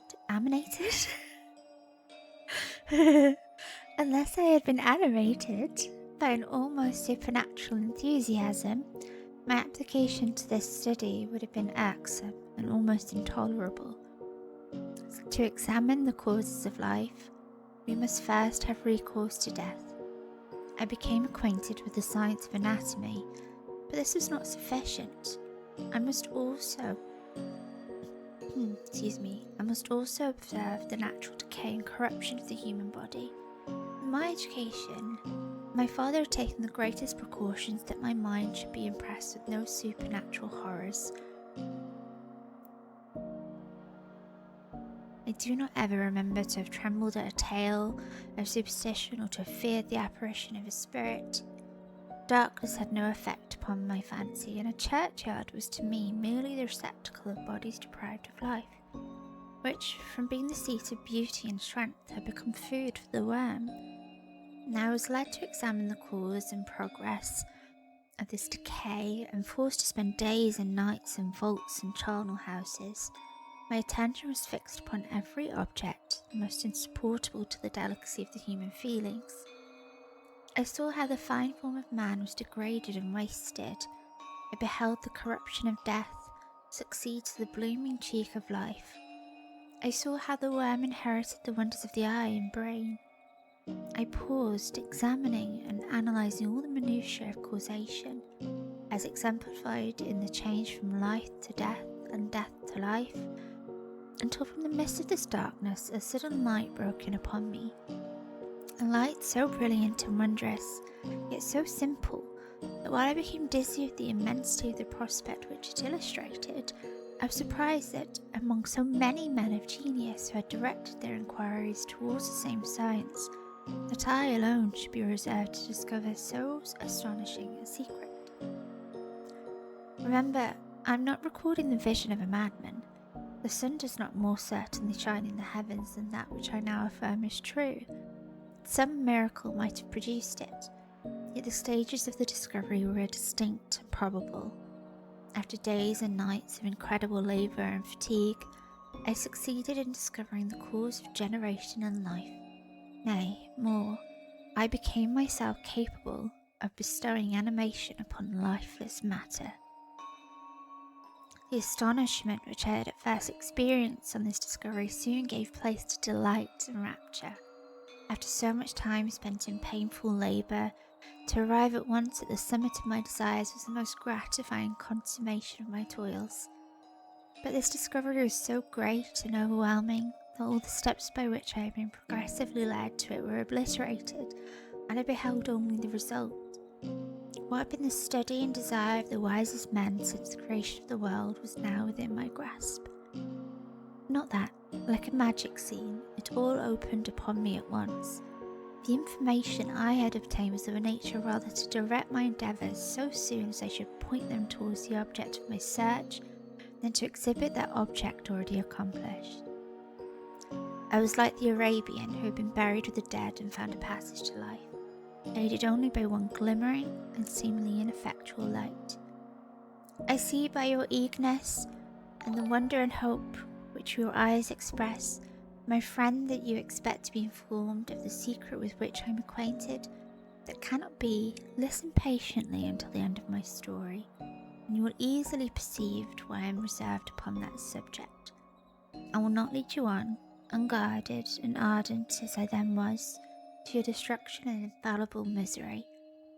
Learn from me, if not by my precepts, at least by my example.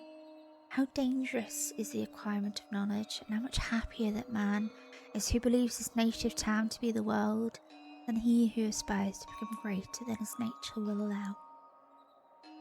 When I found so astonishing a power placed within my hands, I hesitated a long time concerning the manner in which I should employ it. Although I possessed the capacity of bestowing animation, yet to prepare a frame for the reception of it, with all its intricacies of fibres, muscles, and veins, still remained a work of inconceivable difficulty and labour. I doubted at first whether I should attempt the creation of a being like myself, or one of simpler organisation, but my imagination was too much exalted by my first success to permit me to doubt of my ability to give life to an animal as complex and wonderful as man. The materials at present within my command hardly I've lost my place. Oh, bugger. Hardly appeared adequate to so arduous an undertaking, but I doubted not that I should ultimately succeed. I prepared myself for a multitude of reverses. My operations might be incessantly baffled, and at last my work be imperfect. Yet when I considered the improvement which every day takes place in science and mechanics, I was encouraged to hope my present attempts would at least lay the foundations of future success. Nor could I consider the magnitude and complexity of my plan as any argument of its impracticability. It was with these feelings that I began the creation of a human being.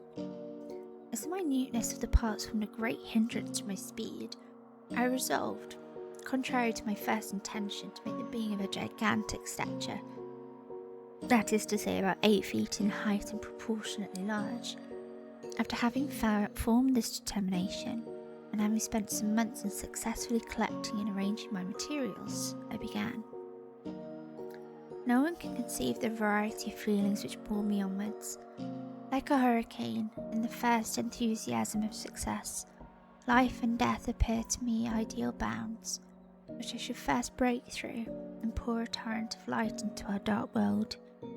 A new species would bless me as its creator and source. Many happy and excellent natures would owe their being to me. No father could claim the gratitude of his child so completely as I should deserve theirs. Pursuing these reflections, I thought that if I could bestow animation upon lifeless matter, I might, in process of time, although I now found it impossible, renew life where death had apparently devoted the body to corruption. These thoughts supported my spirits.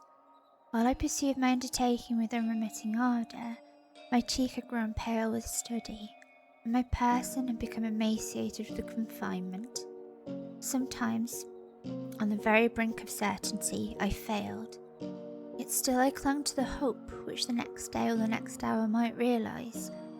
One secret which I alone possessed was the hope to which I had dedicated myself, and the moon gazed on my midnight labours, while with unrelaxed and breathless eagerness I pursued nature to her hiding places. Who shall conceive the horrors of my secret toil as I dabbled among the unhallowed damps of the grave, or tortured the living animal to animate the lifeless clay? My limbs now tremble, and my eyes swim with the remembrance. But then a resistless and almost frantic impulse urged me forward. I seemed to have lost all soul or sensation but for this one pursuit. It was indeed but a passing trance. This only made me feel with renewed acuteness so soon as, the unnatural stimulus ceasing to operate, I had returned to my old habits. I collected bones from charnel houses, and disturbed with profane fingers the tremendous secrets of the human frame. In a solitary chamber, or rather cell at the top of the house, and separated from all the other apartments by a gallery and staircase, I kept my workshop of filthy creation. My eyeballs were starting from their sockets and attending to the details of my employment. The dissecting room and the slaughterhouse furnished many of my materials, and often did my human nature turn with loathing from my occupation, while still urged on by an eagerness which perpetually increased. I brought my work near to a conclusion. The summer months passed whilst I was thus engaged, heart and soul in one pursuit. It was a most beautiful season. Never did the fields bestow a more plentiful harvest, or the vines yield a more luxuriant vintage, but my eyes were insensible to the charms of nature, and the same feelings which made me neglect the scenes around me caused me also to forget those friends who were so many miles absent, and whom I had not seen for so long a time. I knew my silence disquieted them, and I well remember the words of my father. I know that while you are pleased with yourself, you will think of us with affection, and we shall hear regularly from you. You must pardon me if I regard any interruption in your correspondence as a proof that your other duties are equally neglected. I knew well, therefore, what would be my father's feelings, but I could not tell my thoughts from my employment, loathsome in itself, but which had taken irresistible hold of my imagination. I wished, as it were, to procrastinate all that related to my feelings of affection until the great object, which swallowed up every habit of my nature, should be completed. I then thought that my father would be unjust if he ascribed my neglect to vice or faultiness on my part. But I am now convinced that he was justified in conceiving that I should not be altogether free from blame. A human being in perfection ought to always preserve a calm and peaceful mind, and never to allow passion or a transitory desire to disturb his tranquillity. I do not think that the pursuit of knowledge is an exception to this rule. If the study to which you apply yourself has a tendency to weaken your affections, and to destroy your taste for those simple pleasures in which no alloy can possibly mix, then that study is certainly unlawful. That is to say, not befitting the human mind.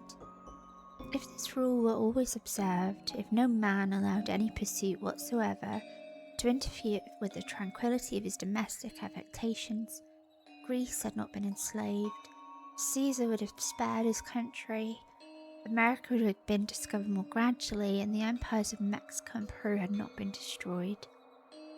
But I forget that I am moralizing the most interesting part of my tale, and your looks remind me to proceed. My father made no reproach in his letters, and only took notice of my silence by inquiring into my occupations more particularly than before. Winter, spring, and summer passed away during my labours, but I did not watch the blossom or the expanding leaves, sights which before always yielded me supreme delight. So deeply was I engrossed in my occupation, the leaves of that year had withered before my work drew near to a close, and now every day showed me more plainly how well I had succeeded. But my enthusiasm was checked by my anxiety, and I appeared rather like one doomed by slavery to toil in the mines, or any other unwholesome trade than an artist occupied by his favourite employment. Every night I was oppressed by a slow fever, and I became nervous to a most painful degree. The fall of a leaf startled me, and I shunned my fellow creatures as if I had been guilty of a crime. Sometimes I grew alarmed at the wreck I perceived that I had become. The energy of my purpose alone sustained me. My labours would soon end, and I believed that exercise and amusement would then drive away incipient disease, and I promised myself both of these when my creation should be complete. And that was the end of chapter 4. Hi Siku, thank you for the following. It's Frankenstein. We're reading Frankenstein. Hi Eddie. I got distracted and lost my place. I'm going to drink some water. I hope everyone's comfy.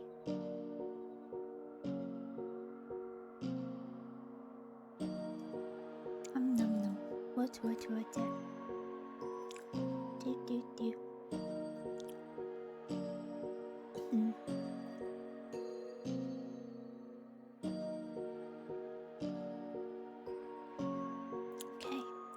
To move on to chapter 5 of Frankenstein. It was on a dreary night of November that I beheld the accomplishment of my toils. With an anxiety that almost amounted to agony, I collected the instruments of life around me, that I might infuse a spark of being into the lifeless thing that lay at my feet. It was already 1 in the morning. The rain pattered dismally against the panes, and my candle was nearly burnt out, when by the glimmer of the half-extinguished light, I saw the dull yellow eye of the creature open. It breathed hard, and a convulsive motion agitated its limbs. How can I describe my emotions at this catastrophe, or how delineate the wretch with such an infinite pains and care I had endeavoured to form? His limbs were in proportion, and I had selected his features as beautiful, great God. His yellow skin scarcely covered the work of muscles and arteries beneath. His hair was of a lustrous black and flowing, his teeth of a pearly whiteness. But these luxuriances only formed a more horrid contrast with his watery eyes, that seemed almost of the same colour as the dun white sockets in which they were set. his shriveled complexion and straight black lips. The different accidents of life are not so changeable as the feelings of human nature. I had worked hard for nearly 2 years for the sole purpose of infusing life into an inanimate body. For this, I had deprived myself of rest and health.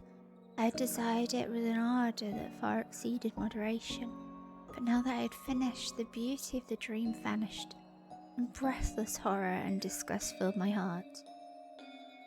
Unable to endure the aspect of the being I had created, I rushed out of the room and continued a long time traversing my bedchamber, unable to compose my mind to sleep. At length, lassitude succeeded to the tumult I had before endured, and I threw myself on the bed in my clothes, endeavouring to seek a few moments of forgetfulness. But I was in vain. I slept, indeed, but I was disturbed by the wildest dreams. I thought I saw Elizabeth, in the bloom of health, walking in the streets of Ingolstadt. Delighted and surprised, I embraced her, but as I imprinted the first kiss on her lips, they became livid with the hue of death. Her features appeared to change, and I thought that I held the corpse of my dead mother in my arms. A shroud enveloped her form, and I saw the grave worms crawling in the folds of the flannel. I started from my sleep with horror. A cold dew covered my forehead, my teeth chattered, and every limb became convulsed. And by the dim and yellow light of the moon, as it forced its way through the window shutters, I beheld the wretch, the miserable monster whom I had created. He held up the curtain of the bed, and his eyes, if eyes they maybe were called, were fixed on me. His jaws opened, and he muttered some inarticulate sounds when a grin wrinkled his cheeks. He might have spoken, but I did not hear. One hand was stretched out, seemingly to detain me, but I escaped and rushed downstairs. I took refuge in the courtyard belonging to the house which I inhabited, where I remained during the rest of the night, walking up and down in the greatest agitation, listening attentively, catching and fearing each sound as if it were to announce the approach of the demoniacal corpse to which I had so miserably given life. Oh, no mortal could support horror of that countenance. A mummy again endued with animation could not be so hideous as that wretch. I gazed on him while unfinished. He was ugly then, but when those muscles and joints were rendered capable of motion, it became a thing such as even Dante could not have conceived. I passed the night wretchedly. Sometimes my pulse beat so quickly and hardly that I felt the palpitation of every artery. At others I nearly sank to the ground through languor and extreme weakness. Mingled with this horror, I felt the bitterness of disappointment. Dreams that had been my food and pleasant rest for so long a space were now become a hell to me, and the change was so rapid, the overthrow so complete. Morning, dismal and wet, at length dawned and discovered to my sleepless and aching eyes the church of Ingolstadt, its white steeple and clock, which indicated the 6th hour.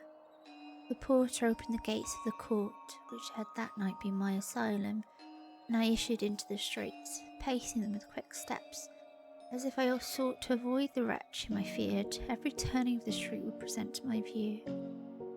I did not dare return to the apartment which I inhabited, but I felt compelled to hurry on, though drenched by the rain which poured from a black and comfortless sky. I continued walking in this manner for some time, endeavouring by bodily exercise to ease the load that weighed upon my mind.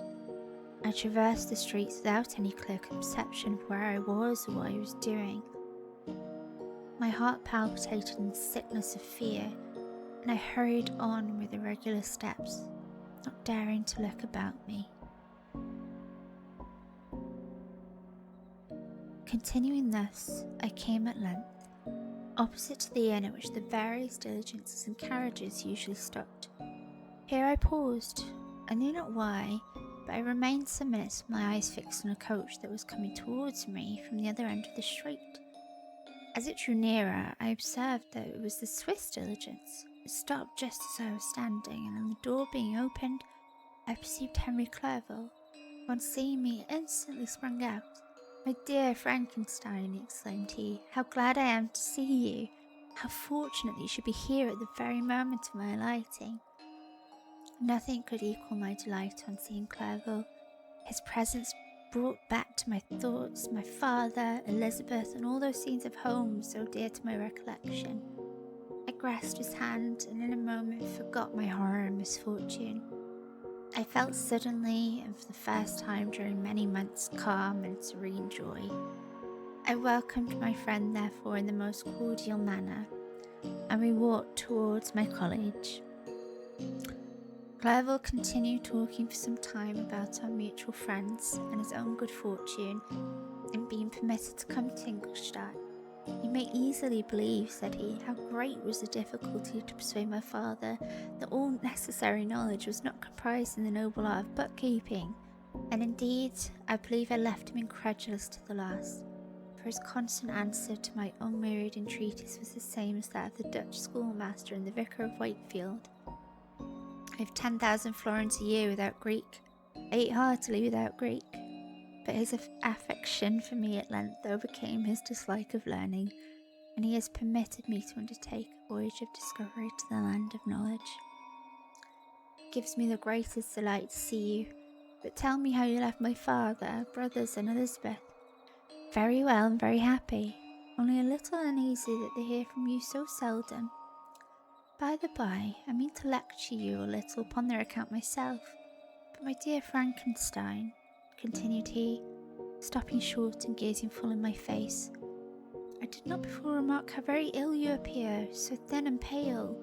You look as if you had been watching for several nights." "You have guessed right. I have lately been so deeply engaged in one occupation that I have not allowed myself sufficient rest. As you see, but I sincerely hope that all these employments are now at an end and that I am at length free." I trembled excessively. I could not endure to think of, and far less to allude to, the occurrences of the preceding night. I walked with a quick pace, and we soon arrived at my college. I then reflected, and thought made me shiver, that the creature whom I had left in my apartment might still be there, alive and walking about. I dreaded to behold this monster, but I feared still more that Henry should see him. Entreating him, therefore, to remain a few minutes at the bottom of the stairs, I darted up towards my own room. My hand was already on the lock of the door before I recollected myself. I then paused, and a cold shivering came over me. I threw the door forcibly open, as children are accustomed to do when they expect a spectre to stand in waiting for them on the other side. But nothing appeared. I stepped fearfully in. The apartment was empty. My bedroom was also freed from its hideous guest. I could hardly believe that so great a good fortune could have befallen me. But when I became assured that my enemy had indeed fled, I clapped my hands for joy and ran down to Clerval. We ascended into my room, and the servant presently brought breakfast. But I was unable to contain myself. It was not joy only that possessed me. I felt my flesh tingle with excess of sensitiveness, and my pulse beat rapidly. I was unable to remain for a single instant in the same place. I jumped over the chairs, clapped my hands, and laughed aloud. Clerval at first attributed my unusual spirits to joy in his arrival. When he observed me more attentively, he saw a wildness in my eyes for which he could not account, and my loud, unrestrained, heartless laughter frightened and astonished him. "My dear Victor," cried he, "what for God's sake is the matter? Do not laugh in the manner. How ill you are! What is the cause for all this?" "Do not ask me," cried I, putting my hands before my eyes, for I thought I saw the dreaded spectre glide into the room. "He can tell. Oh, save me, save me!" I imagined that the monster seized me. I struggled furiously and fell down in a fit. Poor Clerval, what must have been his feelings? A meeting which he anticipated with such joy so strangely turned to bitterness. But I was not the witness of his grief, for I was lifeless and did not recover my senses for a long, long time. This was the commencement of a nervous fever, which confined me for several months. During all that time, Henry was my only nurse. I afterwards learned that, knowing my father's advanced age and unfitness for so long a journey, and how wretched my sickness would make Elizabeth, he spared them this grief by concealing the extent of my disorder. He knew that I could not have a more kind and attentive nurse than himself, and firm in the hope he felt in my recovery, he did not doubt that, instead of doing harm, he performed the kindest action that he could towards them. But I was in reality very ill, and surely nothing but the unbounded and unremitting attentions of my friend could have restored me to life. The form of the monster on whom I had bestowed existence was forever before my eyes, and I raved incessantly concerning him. Doubtless my words surprised Henry.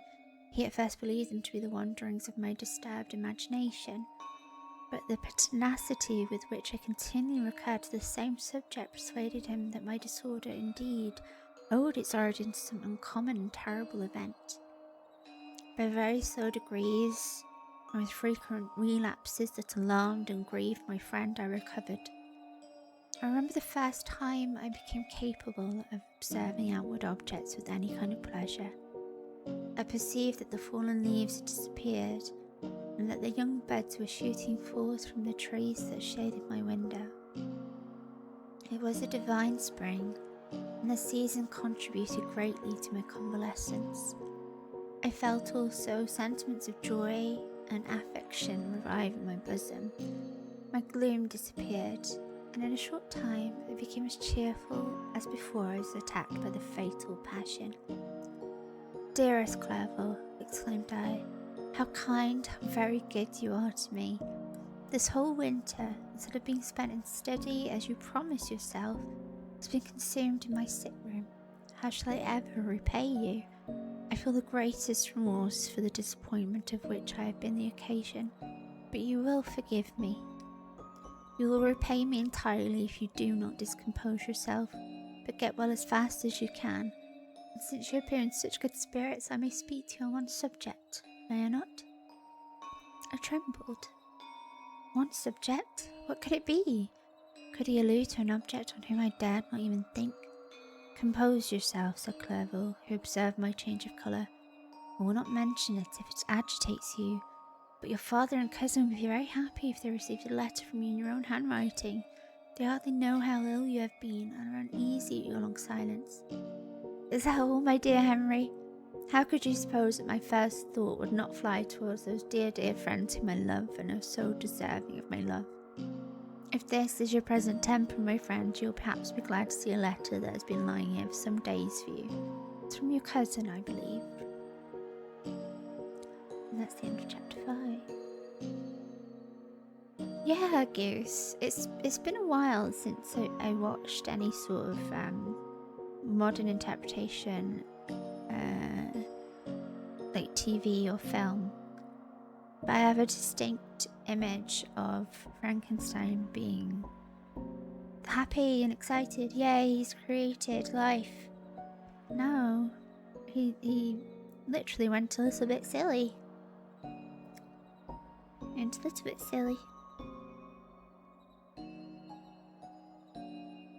I'm going to drink some water.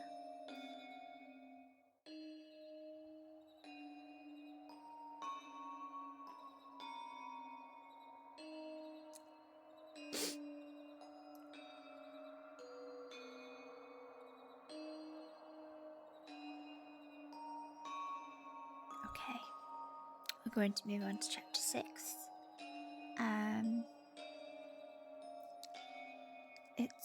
It's 2 letters, so I'll read the first letter and see where we're up to in regards to a break about to happen. I don't want anyone to miss anything if they're listening. Chapter 6. Clerval then put the following letter into my hands. It was from my own Elizabeth.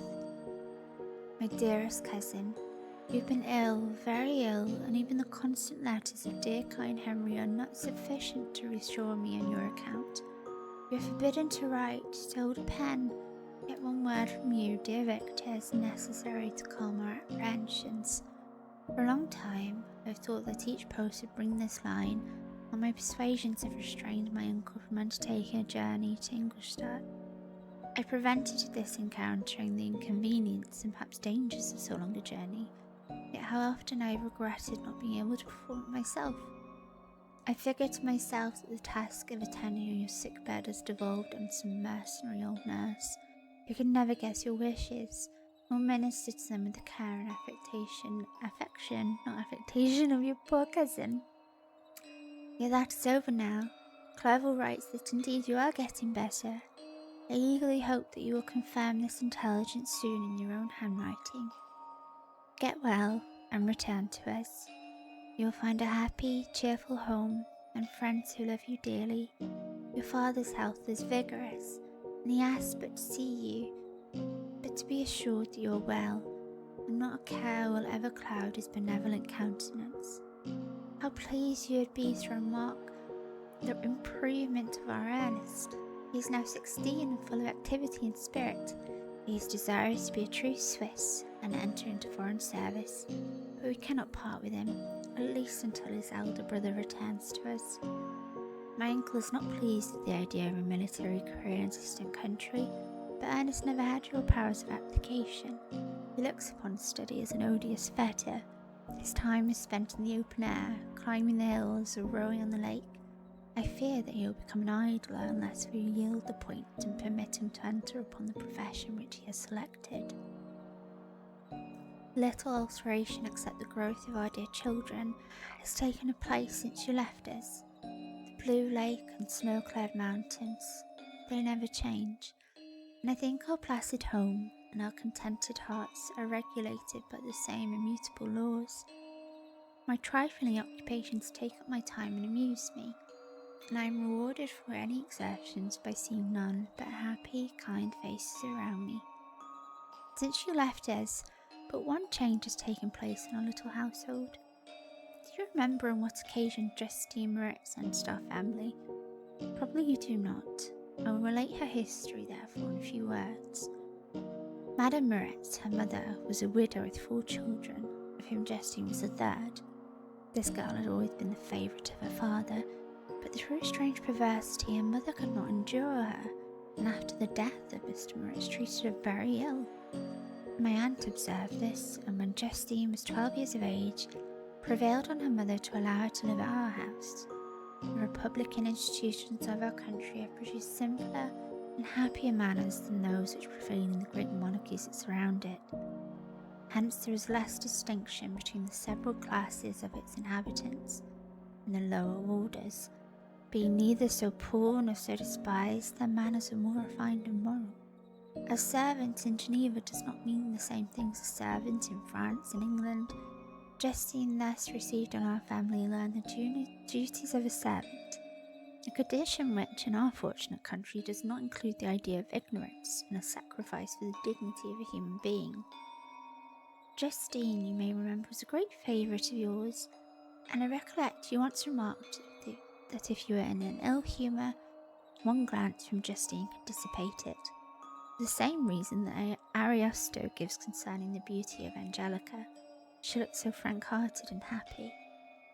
My aunt conceived a great attachment for her, by which she was induced to give her an education superior to that which she had at first intended. This benefit was fully repaid. Justine was the most grateful little creature in the world. I do not mean that she made any professions I have never heard one pass her lips, but you could see by her eyes that she almost adored her protectress. Although her disposition was gay and in many respects inconsiderate, yet she paid the greatest attention to every gesture of my aunt. She thought her the model of all excellence and endeavoured to imitate her phraseology and manners, so that even now she often reminds me of her. When my dearest aunt died, everyone was too much occupied in their own grief to notice poor Justine, who had attended her during her illness with the most anxious affection. Poor Justine was very ill, but other trials were reserved for her. One by one her brothers and sister died, and her mother, with the exception of her neglected daughter, was left childless. Conscience of the woman was troubled, She began to think that the deaths of her favourites was a judgment from heaven to chastise her partiality. She was a Roman Catholic, and I believe her confessor confirmed the idea which she conceived.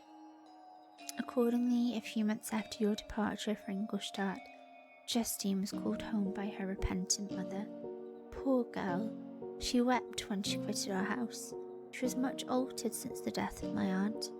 Grief had given softness and a winning mildness to her manners, which had before been remarkable for vivacity. Nor was her residence at her mother's house of a nature to restore her gaiety. The poor woman was very vacillating in her repentance. She sometimes begged Justine to forgive her unkindness, but much oftener accused her of having caused the deaths of her brothers and sister. Perpetual fretting at length threw Madame Moritz into decline, which at first increased her irritability, but she is now at peace forever. She died on the first approach of cold weather at the beginning of this last winter. Justine has just returned to us, and I assure you I love her tenderly. She's very clever and gentle and extremely pretty. As I mentioned before, her mien and her expression continually remind me of my dear aunt. I must say also a few words to you, my dear cousin, of little darling William. I wish you could see him. He is very tall of his age, with sweet laughing blue eyes, dark eyelashes and curling hair. When he smiles, 2 little dimples appear on each cheek, which are rosy with health. He has already had 1 or 2 little wives, but Louisa Byron is his favourite, a pretty little girl of 5 years of age. Now, dear Victor, I dare say you wish to be indulged in a little gossip concerning the good people of Geneva. The pretty Miss Mansfield has already received congratulatory visits on her approaching marriage with a young Englishman, John Melbourne. Her ugly sister, Manon, married Mr. Duvier, the rich banker, last autumn. Your favourite schoolfellow, Louis Manuel, has suffered several misfortunes since the departure of Clerval from Geneva, but he has already recovered his spirits and is reported to be on the point of marrying a lively, pretty Frenchwoman, Madame Tavernier. She's a widow and much older than Manuel, but she's very much admired and favoured with everybody. I've written myself into better spirits, dear cousin, but my anxiety returns upon me as I conclude. Write, dearest Victor. 1 line, 1 word will be a blessing to us. 10,000 thanks to Henry for his kindness, his affection, and his many letters. We are sincerely grateful. Adieu, my cousin. Take care of yourself, and I entreat you, write. Elizabeth.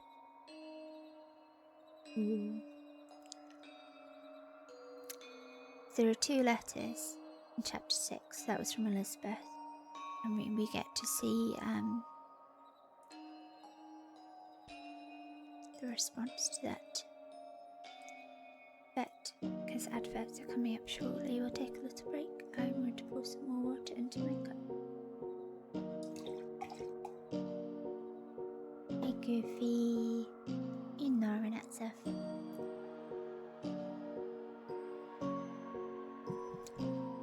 Nom nom nom, water.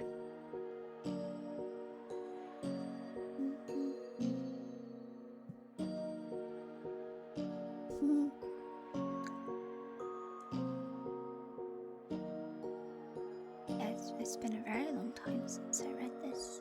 Tasty water. I'm drinking the water, Hebris. Water. I poured it from tap, didn't I? Hehe.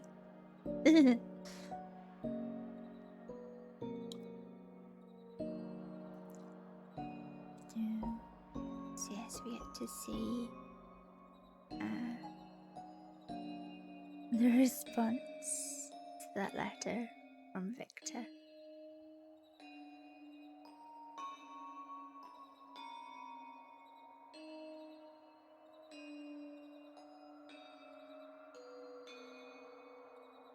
Do, do, do, do, do, do.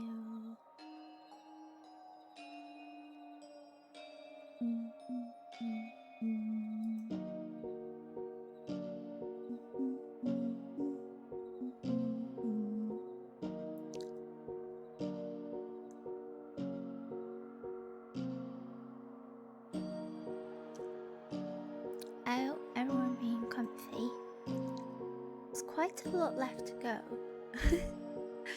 So it's very possible this will be a 2-stream back. Okay, so we're only in chapter 6.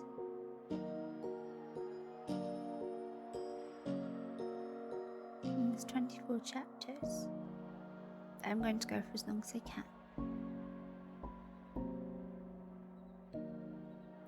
Because I am having comfy time. It's been a while since I read anything really. And because I'm reading it out loud, I'm actually paying attention. Whereas when I tried to read a couple of weeks ago, I think I read the page like 5 times and thought, I'm not taking any of this in.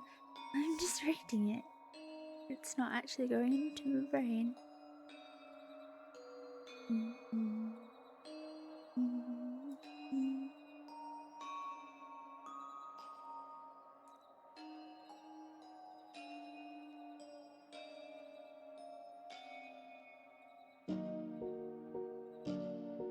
Thank you, Goose.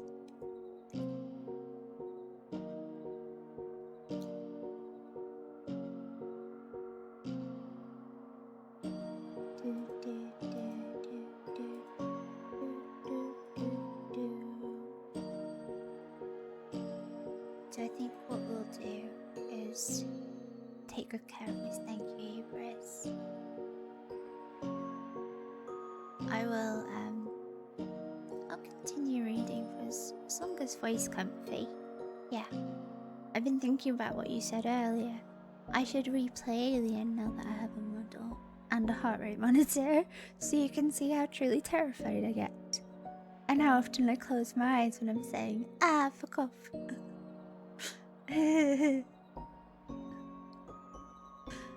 Oh.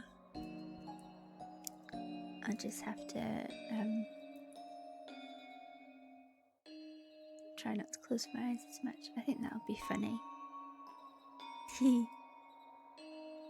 I think that will be funny. Funny time. I'm going to drink some more water.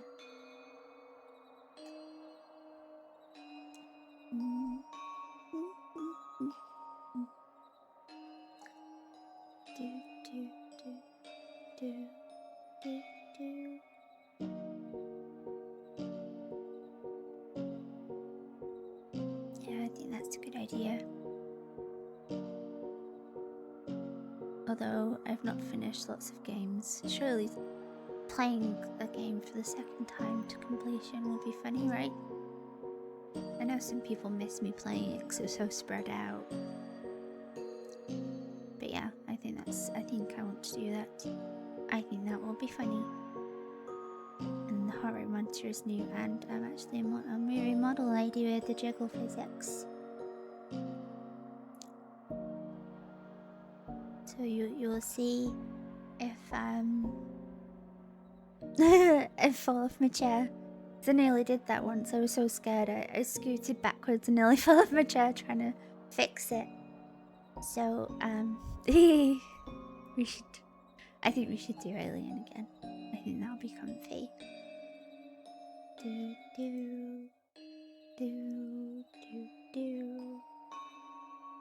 Okay, I think the adverts are about to happen. So I'm gonna move on to BRB. Did I ever finish Soma? No. Do I already have a heart monitor? Yes. I bought it after TwitchCon because I thought it'd be fun to have a redeem for it. And then obviously I got ill. So yay. I haven't finished Soma either. I'm a bit silly with finishing games. I'm a bit of a tit, as we say. A tit. Tits. I should finish Soma because I was enjoying it. I just get lost very easily, which is always silly. Always silly. Okay, let me bring up the Be Right Back screen. Please stretch your legs, rest your eyes. So look away from your screen for at least 20 seconds to something far away. Get some water. Hi Ultimo, hi Ultimo. Yes, stretch your legs, rest your eyes, drink liquids, and when I'm back, we'll read Victor's response or reaction to Elizabeth's letter. I'm doing good, thank you, Ultimo. I hope you're well. But yes, I will be right back. But be nice.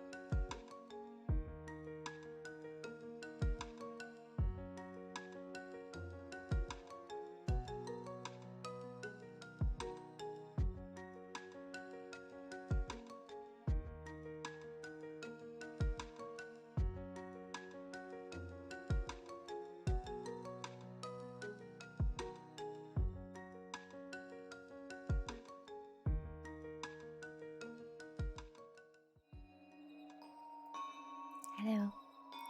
Hi, Mercy. I'm gonna do the pat again because you redeemed it when I was on BRB.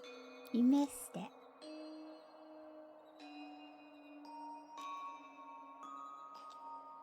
Hello.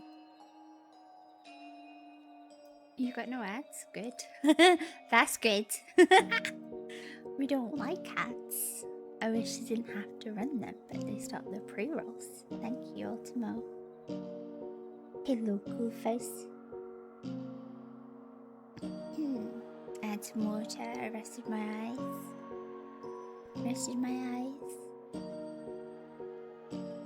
I think we should go for another hour. Another hour. See where we get up to. And I think what we'll plan to do next week is I've got a new game to start before we go back to Alien, but I can do heart rate monitor with it. Betson bought me the Quiet Place game. Ha! So that's a spooky. So we can play Quiet Place, and on the days my hands aren't doing so well, we can continue reading. We'll have a mixture of streams. I think that'll help my brain. Hello. I'm going to continue with we paused in the middle of chapter 6. I'm going to continue now. Quiet Place funny stream. I think I have to be quiet in it. Dear Elizabeth, I exclaimed when I read a letter. I will write instantly and relieve them from the anxiety they must feel.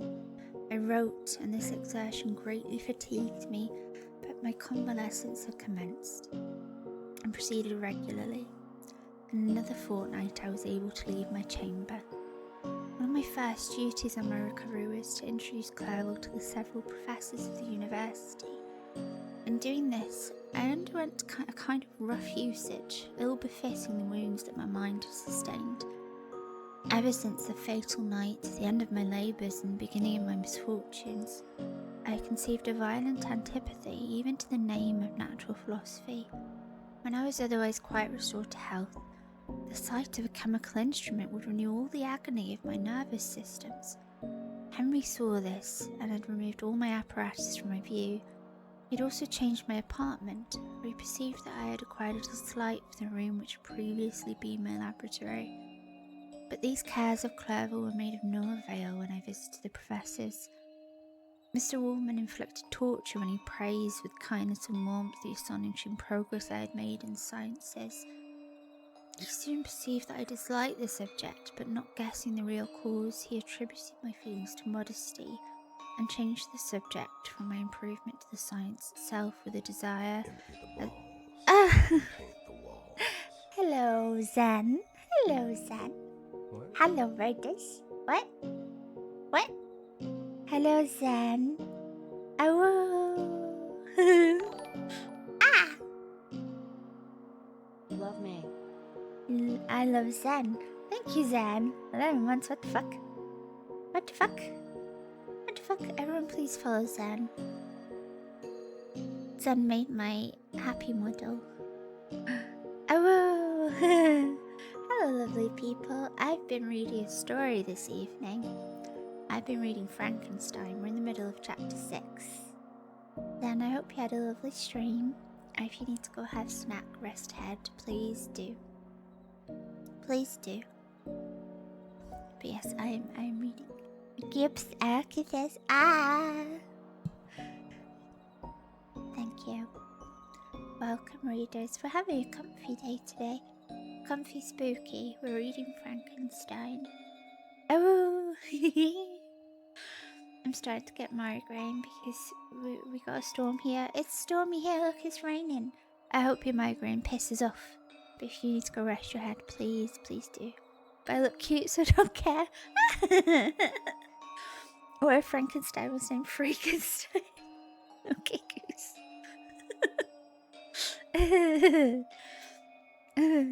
I hope you had a very cute time then, son. And your migraine fucks off, as it were.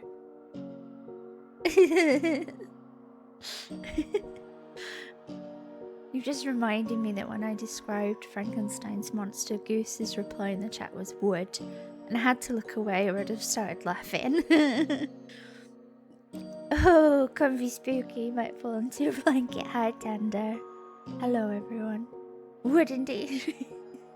No! You've heard he is hot. I mean, he was of significant size, is what we've read so far. Significant size.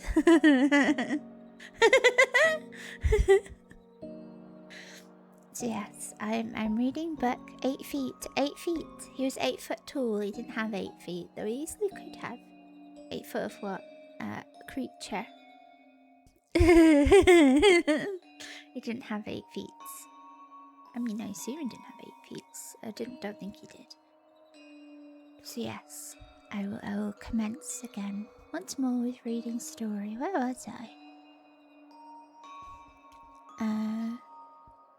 Oh, for God's sake, Rusty. What the fuck is that? What is that? Why baby look like that? Why else have that? Even the monster just have 8 foot. Stop it. Island. Misclick? Oh, of course it was. Of course it was. Okay, I shall return to reading my story. If you're all comfy, get comfier. Big dude. I felt as if... Oh, fuck me. Preston, you fuck. I've turned all stream loots off, and you can still do reacts. You little shit.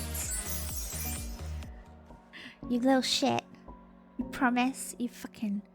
I turned the cards off. I didn't realise you could still do reacts, you fanny.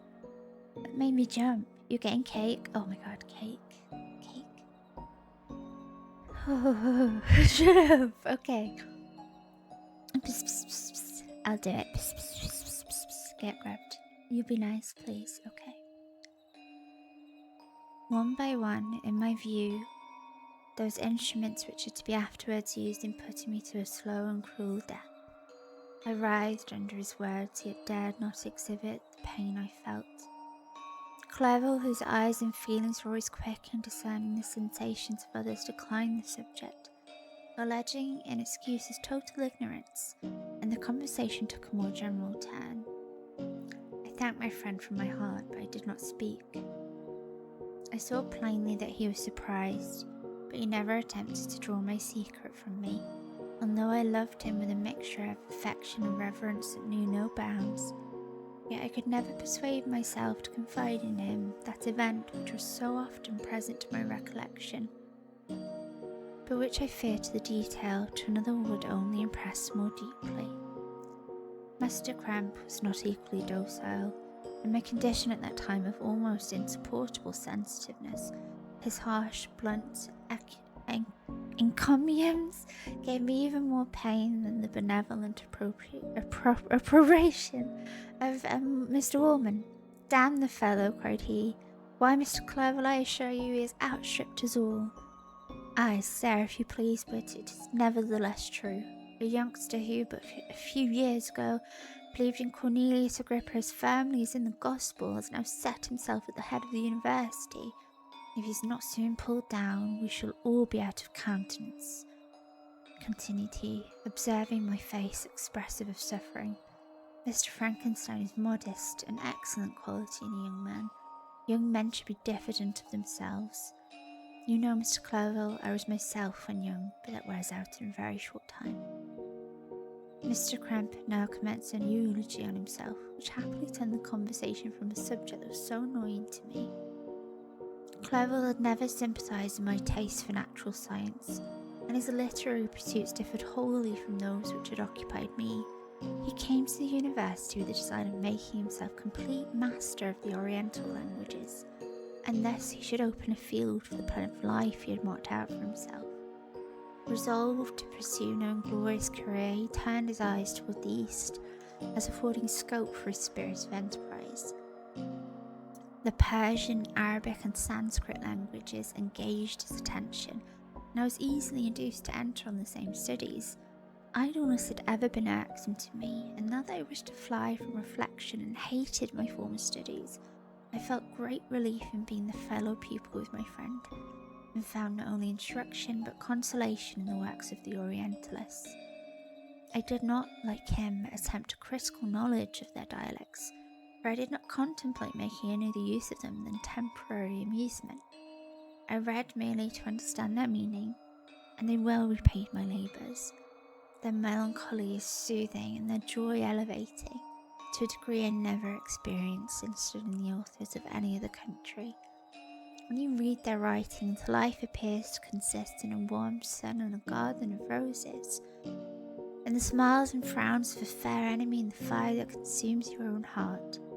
How different from the manly and heroical poetry of Greece and Rome. Summer passed away in these occupations, and my return to Geneva was fixed for the latter end of autumn, but being delayed by several accidents, winter and snow arrived. The roads were deemed impassable, and my journey was retarded until the ensuing spring.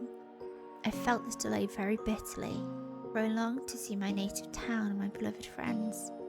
My return had only been delayed so long from an unwillingness to leave Clairville in a strange place, before he had become acquainted with any of its inhabitants. The winter, however, was spent cheerfully, and although the spring was uncommonly late, when it came its beauty compensated for its dilatoriness. The month of May had already commenced, and I expected the letter daily which was to fix the date of my departure, when Henry proposed a pedestrian tour in the environs of Ingolstadt, that I might bid a personal farewell to the country I had so long inhabited. I acceded with pleasure to this proposition. I was fond of exercise, and Clairville had always been my favourite companion in the ramble of this nature I had taken among the scenes of my native country. We passed a fortnight in these perambulations. My health and spirits had long been restored, and they gained additional strength from the salubrious air I breathed, the natural incidents of our progress, and the conversation of my friend. Study had before secluded me from the intercourse of my fellow creatures, and rendered me unsocial, but Clairville called forth the better feelings of my heart. He again taught me to love the aspect of nature, and the cheerful faces of children. Excellent friend, how sincerely you did love me, and endeavour to elevate my mind until it was on a level with your own. A selfish pursuit cramped and narrowed me, until your gentleness and affection warmed and opened my senses. I became the same happy creature who, a few years ago, loved and beloved by all, had no sorrow or care. When happy, inanimate nature had the power of bestowing on me the most delightful of sensations. A serene sky and verdant fields filled me with ecstasy. The present season was indeed divine. The flowers of spring bloomed in the hedges, while those of summer were already in bud. I was undisturbed by thoughts which during the preceding year had pressed upon me, notwithstanding my endeavours to throw them off with an invincible burden. Henry rejoiced in my gaiety and sincerely sympathised in my feelings. He exerted himself to amuse me, while he expressed the sensations that filled his soul. The resources of his mind on this occasion were truly astonishing. His conversation was full of imagination, and very often, an imitation of the Persian and Arabic writers, he invented tales of wonderful fancy and passion. At other times he repeated my favourite poems, or drew me out into arguments, which he supported with great ingenuity. We returned to our college on a Sunday afternoon. The peasants were dancing, and everyone we met appeared gay and happy. My own spirits were high, and I bounded along with feelings of unbridled joy and hilarity. Hi, Han. No, you're very durable. What? Are you eating me? I'm gonna drink some water.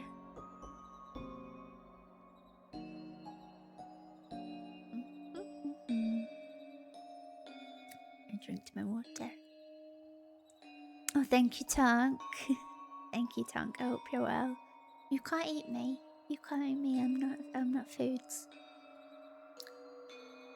Okay, we shall continue with chapter 7. On my return... Oh, thank you, Zen. On my return, I found the following letter from my father. My dear Victor, you have probably waited impatiently for a letter to fix the date of your return to us, and I was at first tempted to write only a few lines, merely mentioning the day on which I should expect you, but that would be a cruel kindness, and I dare not do it. What would be your surprise, my son, when you expected a happy and glad welcome, to behold on the contrary tears and wretchedness? And how, Victor, can I relate our misfortune? Absence cannot have rendered you callous to our joys and griefs, and how shall I inflict pain on my long-absent son? I wish to prepare you for the woeful news, but I know it is impossible. Even now your eye skims over the page to see the words which are to convey to you the horrible tidings. William is dead. That sweet child whose smiles delighted and warmed my heart, who was so gentle yet so gay, Victor, he is murdered. I will not attempt to console you, but will simply relate the circumstances of the transaction. Last Thursday, I, my niece and your 2 brothers went to walk in plain play.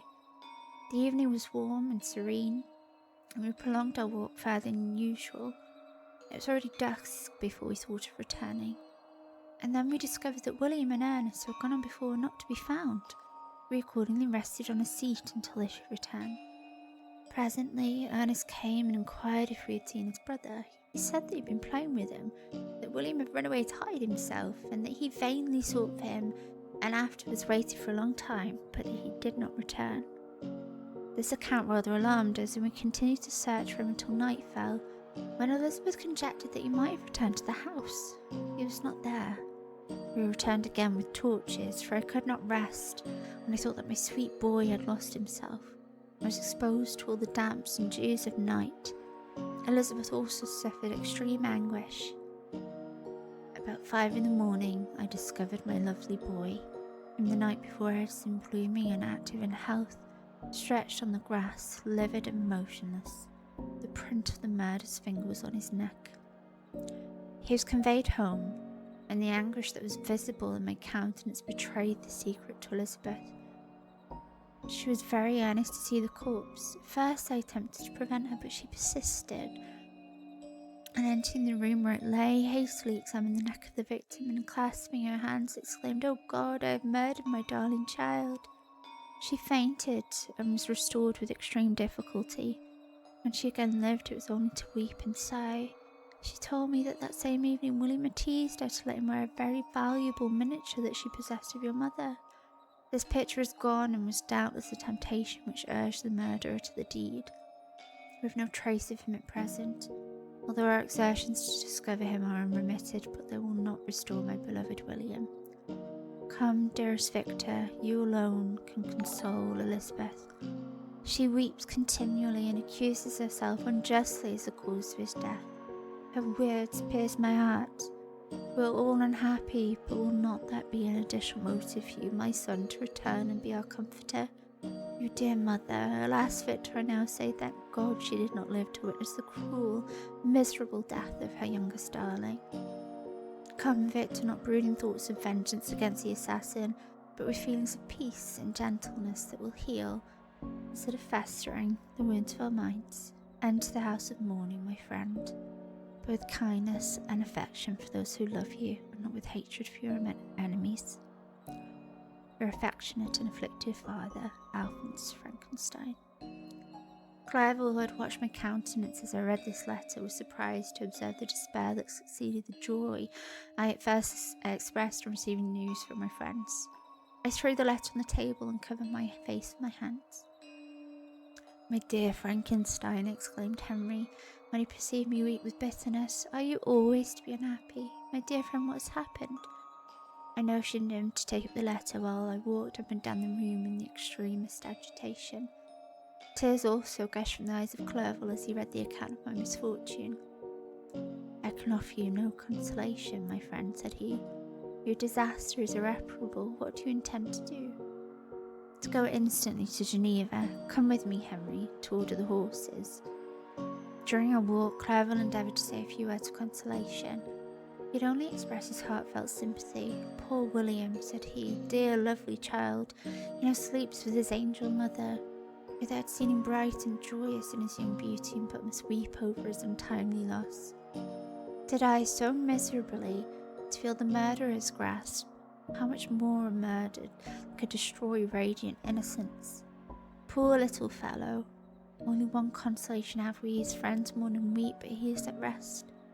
The pain is over, his sufferings are an end forever. The sod covers his gentle form, and he knows no pain.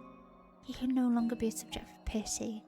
We must reserve that for his miserable survivors. Clerval spoke thus as we hurried through the streets. The words impressed themselves on my mind, and I remembered them afterwards in solitude. But now, as soon as the horses arrived, I hurried into a cabriolet and bade farewell to my friend. My journey was very melancholy. At first I wished to hurry on, for I longed to console and sympathize with my loved and sorrowing friends. But when I drew near my native town, I slackened my progress. I could hardly sustain the multitude of feelings that crowded into my mind. I passed through scenes familiar to my youth, but which I had not seen for nearly 6 years. How altered everything might be during that time. One sudden and desolating change had taken place, but 1,000 little circumstances might have by degrees worked other alterations, which, although they were done more tranquilly, might not be the less decisive. Fear overcame me. I dared no advance, dreading 1,000 nameless evils that made me tremble, although I was unable to define them.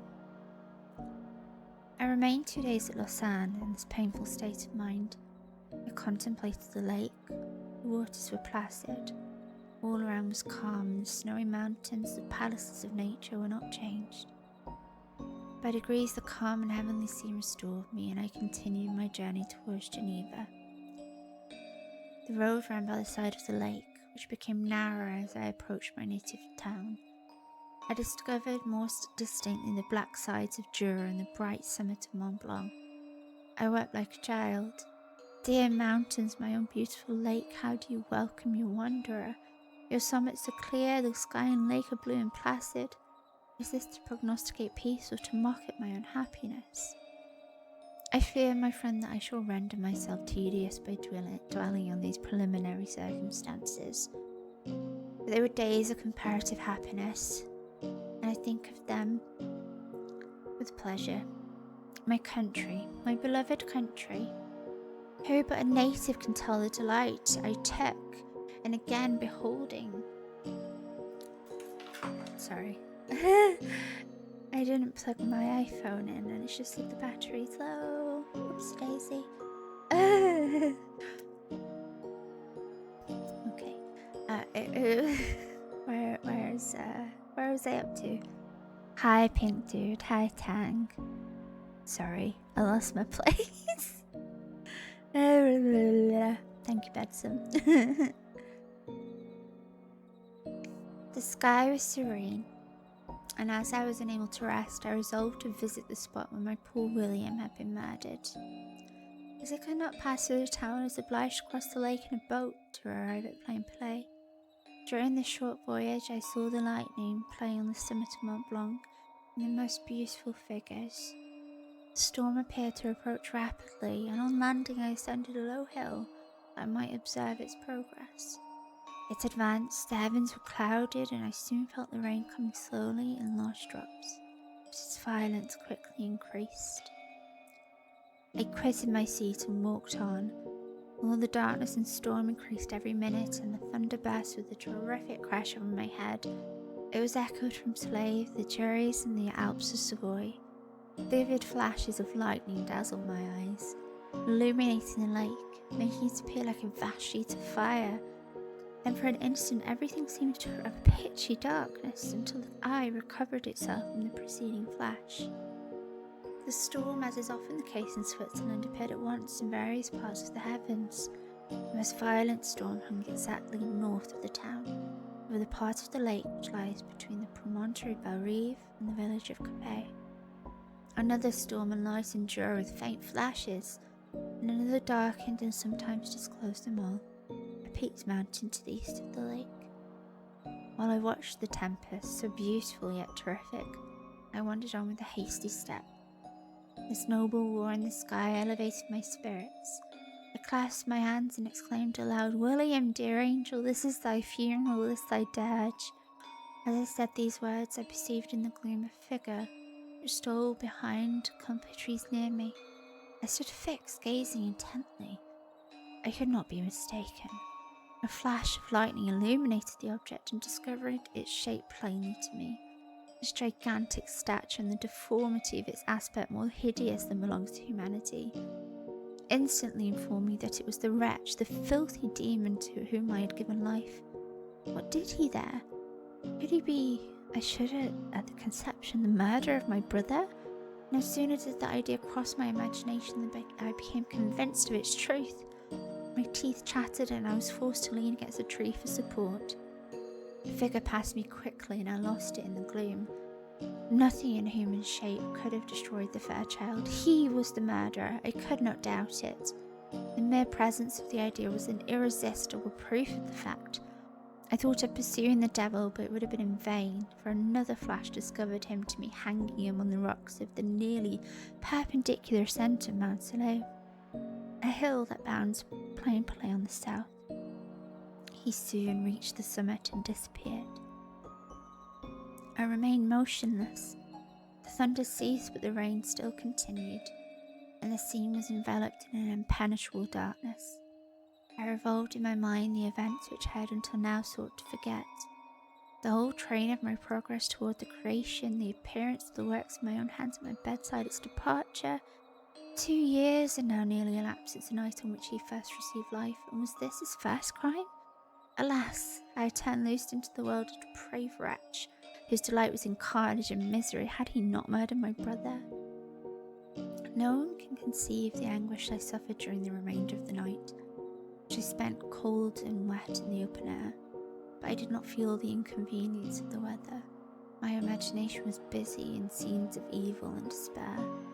I considered the being whom I had cast among mankind and endowed with the will and power to effect purposes of horror, such as the deed which he had now done, nearly in the light of my own vampire, my own spirit let loose from the grave, and forced to destroy all that was dear to me. Day dawned, and I directed my steps towards the town. The gates were open, and I hastened to my father's house. My first thought was to discover what I knew of the murderer, and cause instant pursuit to be made. But I paused when I reflected on the story that I had to tell. A being whom I myself had formed and endued with life had met me at midnight among the precipices of an inaccessible mountain. I remembered also the nervous fever with which I had been seized just at the time that I dated my creation, and which would give an air of delirium to a tale otherwise so utterly improbable. I well knew that if any other communicated such a relation to me, I should have looked upon it as the ravings of insanity.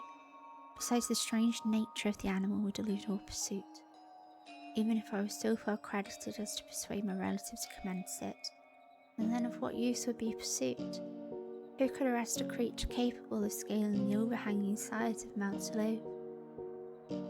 These reflections determined me, and I resolved to remain silent. It was about 5 in the morning when I entered my father's house. I told the servants to not disturb the family and went into the library to attend the usual hour of rising. 6 years had elapsed, passed in a dream but for one indelible trace, and I stood in the same place where I had last embraced my father before my departure for Ingolstadt. Beloved and venerable parent, he still remained to me. I gazed on the picture of my mother which stood over the mantelpiece.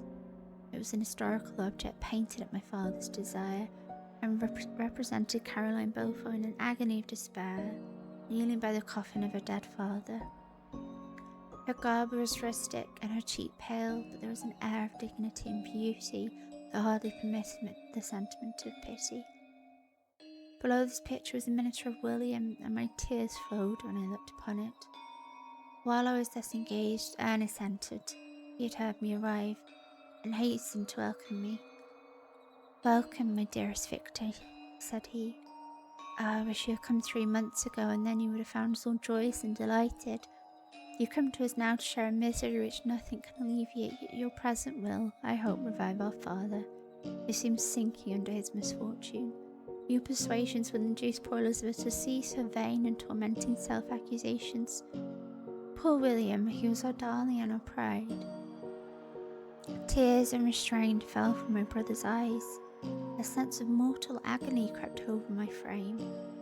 Before I'd only imagined the wretchedness of my desolated home, the reality came on me as a new and not less terrible disaster.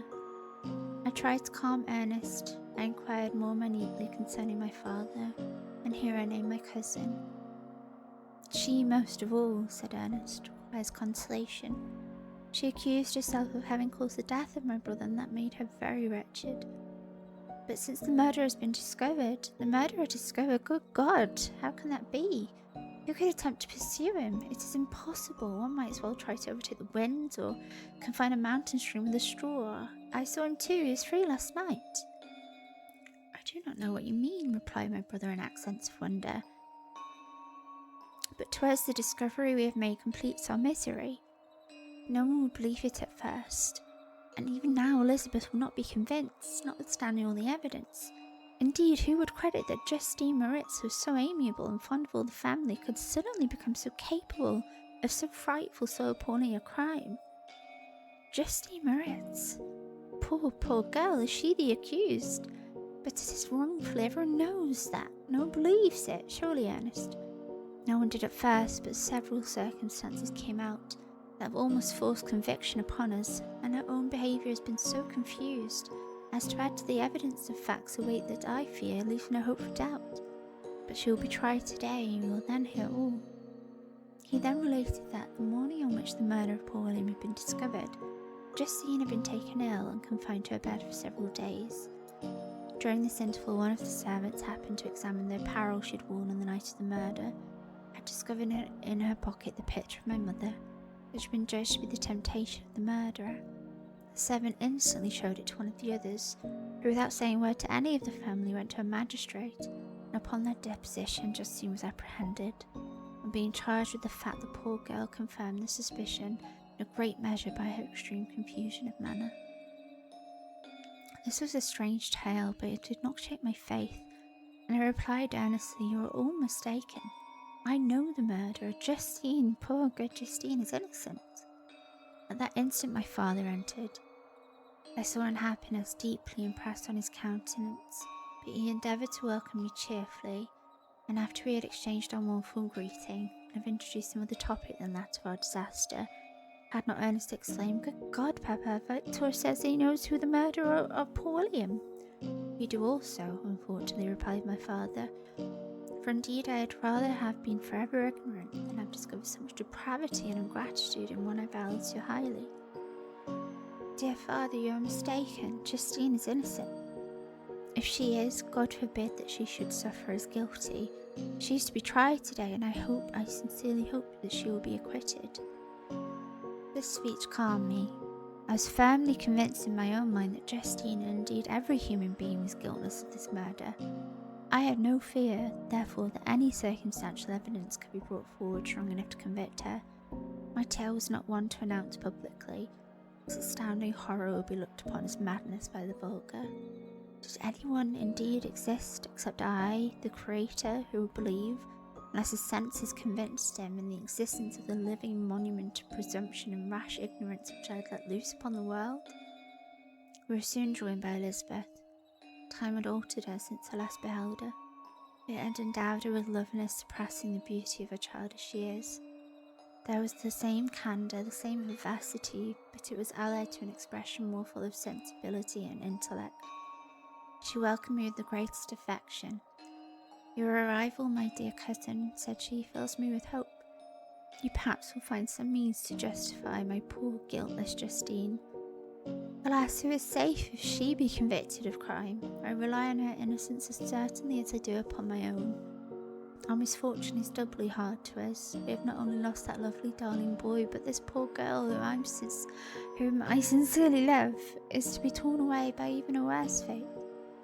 If she is condemned, I never shall know joy more. But she will not, I am sure she will not, and then I shall be happy again. even after the sad death of my little William. She is innocent, my Elizabeth, said I, and that shall be proved. Fear nothing, but let your spirits be cheered by the assurance of her acquittal. How kind and generous you are. Everyone else believes in her guilt, and that made me wretched. I knew that it was impossible, and to see everyone else prejudiced in so deadly a manner rendered me hopeless and despairing. She wept. Dearest niece, said my father, dry your tears. If she is, as you believe, innocent, rely on the justice of our laws and the activity with which I shall prevent the slightest shadow of partiality. And that's the end of chapter 7. Thank you, Zen. I hope you have lovely sleep. I hope you're asleep right now, Zen. I'm drink some water.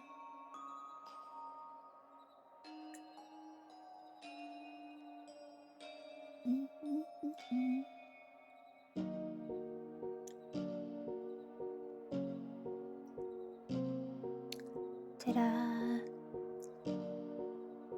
Okay. What have I done? I thought I pressed a button. Okay, I shall pause my reading there. We are at chapter 8. I probably could go longer, but you guys are right. I should be able to rest my voice and my body by being quiet for a bit.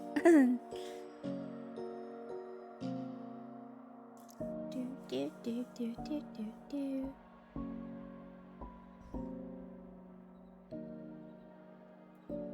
Okay. What have I done? Good stuff, Snap. Thank you, Goofers. Thank you. Okay.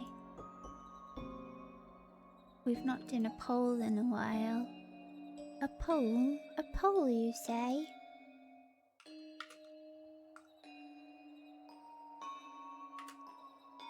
A poll?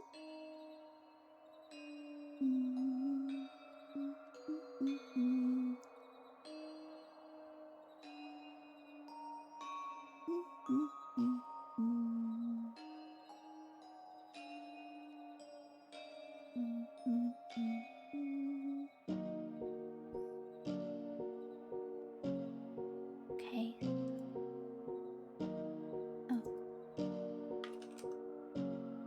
Oh. Hot tea. Hot tea sounds good. Flip. Flip. No coin flip, you cheeky. A poll. Where would you like to go? We can go visit someone who's doing some just chattings. Someone's playing Sparrow 2. And someone's playing Power Wash. There's lots of people online, and normally I'm not streaming this time of night or nor this day of the week. So that's unusual. Unflip, thank you. Thank you, Hubris. Thank you, Benton, for unflip that poor table. That poor table. So yes, please vote in the poll. Don't tie the vote. I will threaten you. Won't do anything, but I'll threaten you. It won't be nice. But that's what we'll do. Thank you for staying. Is that you right now? Snufkin Bidkins. I hope you're feeling better, Goofy. Thank you, Tonk. So yes, what I think we should do is next stream for gaming, we should start Quiet Place with heart rate monitor on. That'll be funny. See how scared I get.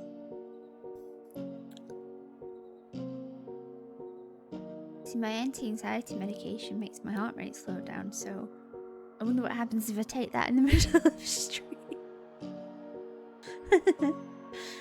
And we'll continue reading when I'm not gamey, like my hands don't work.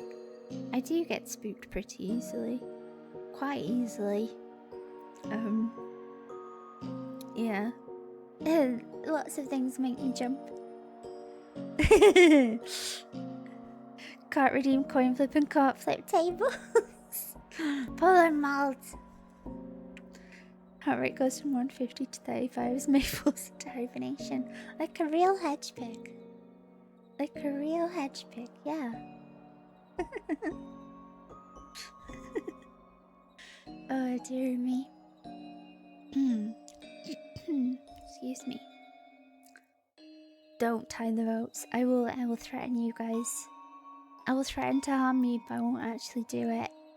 Don't be little shits. I am a real hedgehog.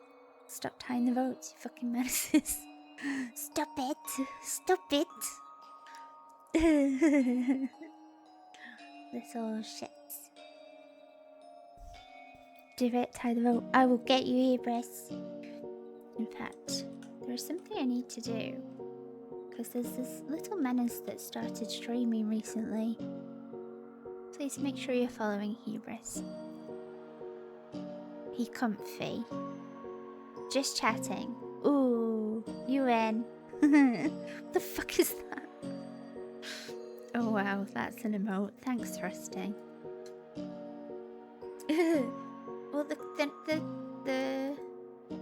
the sweet thing about this Just Chatter, Digit! Empty the balls and paint the walls. Digit! What? Digit, hi. I don't know if you can see the poll. Digit was one of the options to raid. Hi, Isma. Hi. Hi, Digit. How you doing? Normally I turn my raids off, but I was very distracted. We shall raid train. Yeah, we shall raid train. So at the end of my streams, raiders, hi, hello. We do a little vote on where to raid. I don't say who, I just say what they're doing. So we had Power Washing, Chatting, and Spyro. And Spyro came in a close second. And normally when I start the poll, I stop raids. But that's my fault, Digit. I hope you had a good stream. Did you have a nice time? You have a nice time streaming? It was Digit's birthday the other day. I'm trying to do a shout out, but I did one too recently. So you have to say happy birthday. Happy birthday, woo! I was reading Frankenstein. We got up to chapter 8. Lots of words I struggled to pronounce. And now movie night? Yes, it is now movie night in Tob Discord. Hint, buy Tob's cup and shirt. I've already pre-ordered mine. It's my Christmas present to myself. Yes, happy belated birthday. Everyone please do follow Digit. I really like sitting in Digit streams. They're very comfy. And Digit's usually playing games I don't see many people play. So yeah, thank you Digit for follow. Hope well. We're gonna do a raid train. Hi Shirk. Hi Shirk. Because Digit was one of our choices, so that's thank you Isma.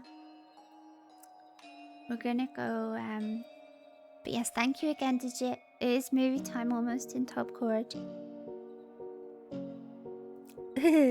It's alright. We're gonna go raid Nene. 2D Pup, otherwise known as Nene. Has just changed to Silent Hill 2. Raid Train! Woohoo! That's a cute one. I know, Shirk. I've been going for almost 4 hours. Oh, I forgot I turned the bar off. I was reading a book. If you're not subbed, feel free to say whatever you would like. Say whatever you would like. I swear to fucking God, Wavy. I swear to God. Nene's just actually changed to Silent Hill 2. But it's her debut. She's like 6 follows away from her follower goal. She's just debuted her new model today. So thank you again, Digit. I hope you had a lovely stream. Thank you all for listening to me read a story. I swear to God, Tunk. Next stream we'll be starting A Quiet Place. Thank you, Goofy. Thank you, Bedson, for buying me a Quiet Place game. And I will be watching spooky movies somewhere online in the next few minutes. I will see you very soon. Appreciate you.